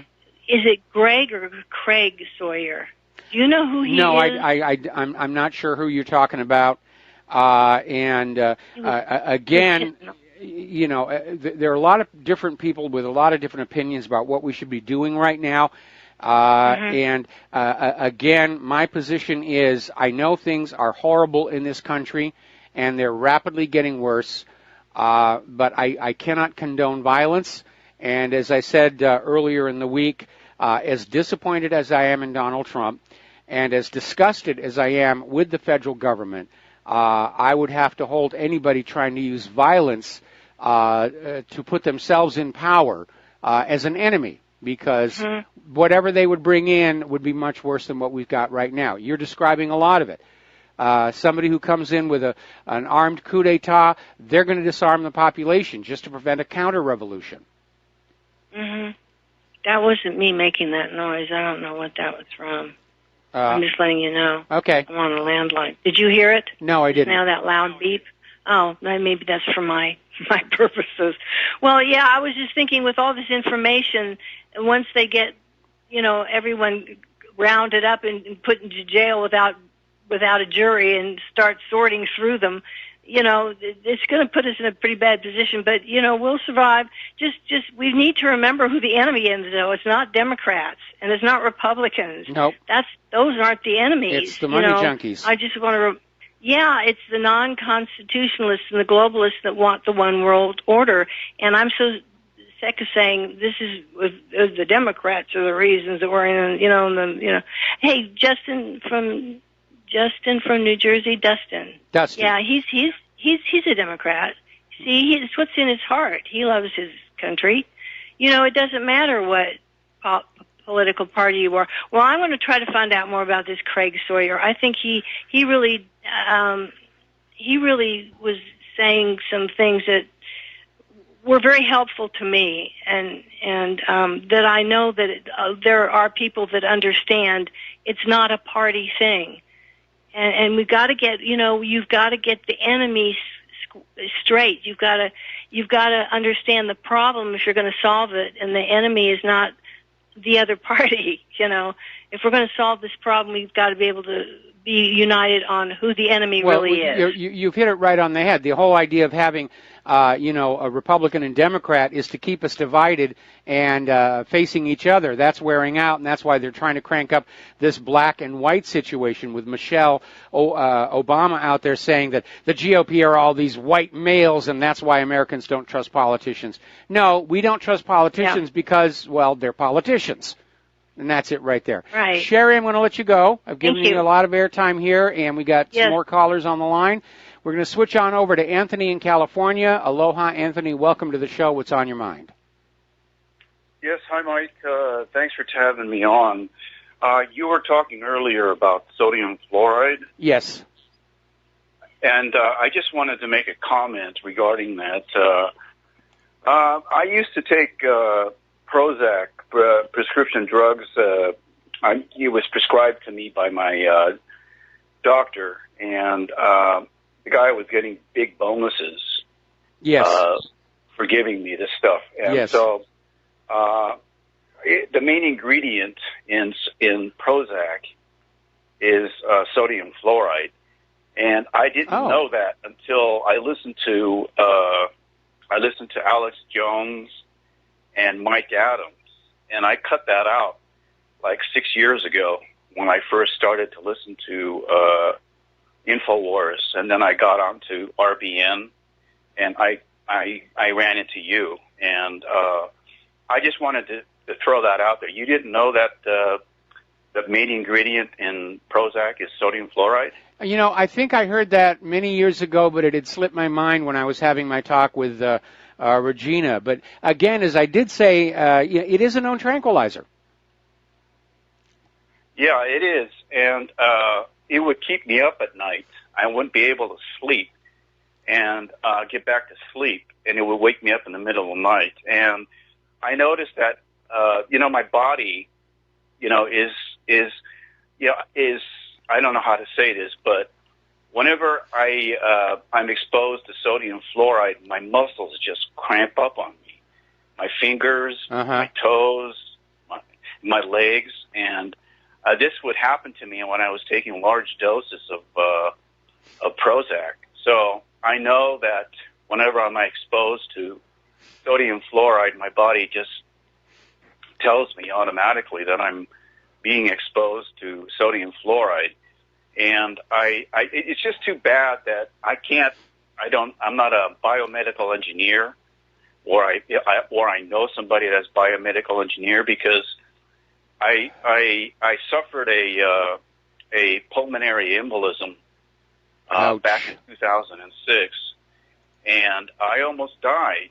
And what happened was I was running, and my legs cramped up on me so severely that I tore my left calf muscle, and it's partially severed my artery, and it clotted, and the clot broke off. And 6 months later, I suffered a pulmonary embolism that almost killed me. Yeah. So, I just wish they would provide a link to these hazards that can happen when you're exposed to sodium fluoride. I just wish they would do that so I can sue people would be able to sue Eli Lilly, Well, not just Eli Lilly, because fluoride compounds are a main ingredient in many pharmaceuticals. Mike in our control room it was just sending me a message. It's used as a base. And again, it is a natural tranquilizer, and it's based on a compound that if they can't sell it as a product, then it has to be okay. We're back again. I almost lost you there. I'm sorry. No, it's our, and for some reason our Skype connection today is fading in and fading out. We may be under hacker attack or who knows what's going on here. But basically, getting on back there, according to Mike in our control room, fluoride compounds are a main ingredient in many different pharmaceuticals, and it's used as a base. So it's really hard to get away from that stuff if you're taking any prescription medications at all. But you're right, there should be warnings. Now, again, over at the FDA, you can go in and there's a database you can search. And within the medications, there are these little package inserts on very thin paper and very tiny fonts where they have the legally mandated warnings, which it takes a microscope to read. But, okay, apparently Skype is just cutting in and out like crazy, so we'll... Listen, Mike, I just wanted to bring this out to you that just stay away, or have your audience just make sure that they stay away from prescription drugs that may have sodium fluoride, especially antidepressants like Prozac, because the main ingredient is sodium fluoride. And well, I generally tend to avoid prescription drugs anyway, but yeah, it's good advice to pass on there. There are a lot of things in there that are dangerous. It's not just vaccines that have this problem. I know, Mike. I know. Somebody ought to regulate the pharmaceuticals, really. Well, that's supposed to be that's supposed to be the FDA. But unfortunately, all of these government agencies, they're not looking out for you. They're acting in collusion with the very industries they're supposed to be overseeing and act like they're business partners. In the run-up to the Deepwater Horizon disaster, you had the Minerals Management Service. They were all buddy-buddy with the oil platform companies and the oil companies, and they were acting like they were part of that company's public relations arm to keep everybody reassured that everything was just fine. And they almost forgot who they were working for, or who they're supposed to be working for. Yeah. Well, it's the politicians in Congress. They're instead of, well, actually it's the FDA, somehow they were bought. Yeah, that's what I understand. And we need to have politicians in our Congress that can regulate the FDA, that can enforce laws of the FDA. But it's not going to happen soon. No, Mike, when you have a Congress that for the most part is themselves corrupted, they're going to be ignoring corruption in their underlings unless it proves to be a public embarrassment. Then they'll come down on them like a ton of bricks. But there's very much a nudge, nudge, wink, wink attitude throughout all of Washington, D.C. I won't expose your cheating, and you won't expose mine. Now, occasionally there is an exception, like Bernie Madoff or Bob Menendez. But for the most part, the corruption goes unreported, unremarked, and it's just accepted as business as usual. Anyway, listen, we're going to let you go here. Thank you very much for the phone call. Thanks, Mike. We're going to switch over to Murr in Wisconsin. Aloha, Murr. Welcome to the show. What's on your mind? Hi, Mike. I think we should rename that Snipe instead of Skype. What do you think? Well, I got to tell you, ever since this last update, Mike was telling me in the control room that all of the hosts who went with that update, they're all complaining. It's just a huge, huge problem. And Skype doesn't seem to want to do anything about it. I keep checking for an update to deal with the problems. But it worked so much better when it was all peer-to-peer and before Microsoft bought it. And now that Microsoft has it, it's a piece of junk. Yeah, figures. Yeah, I'll go back to the original reason I wanted to call in was that the synchronicities that were on Friday is very interesting. A friend of Regina's called John Statmiller, and asked if he could have her on. He immediately called Regina, and she could be on. And for some odd reason, Dr. Parker happened to be listening that day. And as you well know, his chloramine, well, it's not his, it's in all our water, and they actually get fined if they don't put it in there. And it's a mixture of chlorine and ammonia, which is deadly. Yeah, it's highly toxic. It's in all our tap water. So anyway, he had her on his Sunday show, and she is going to put a paragraph from him about chloramine in her, what do you call it, deposition? No. Referendum. Yeah, referendum. Okay. All right, listen, Murr, we got to take a break for commercials. We'll be back with the last segment of our program after these few words. And aloha, America. Welcome back to our show. We're talking with Murr in Wisconsin. And Murr, we're just finishing up here. You had one more thing you wanted to say, I think. Yes. Ammonium chloride, the naturally occurring kind, comes from vents in the volcanoes. It's what was used previously to raise bread dough.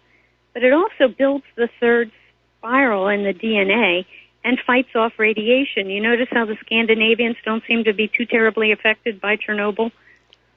Well, I don't have the actual numbers on that particular one.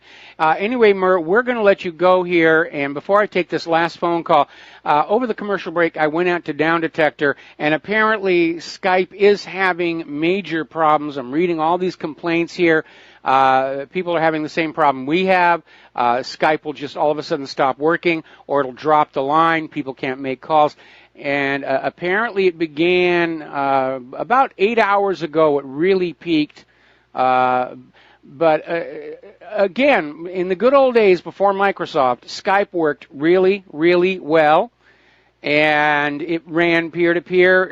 It was finding its own way through the Internet, which is the way the Internet conceptually works. Microsoft bought it, and they've put it all on the cloud, I guess, so that the government can be listening to everything that we're saying and watching what we're doing on our cameras. But as a result, its performance has really gone downhill.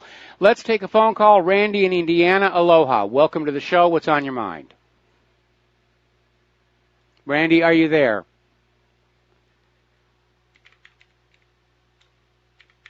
Randy, there you are.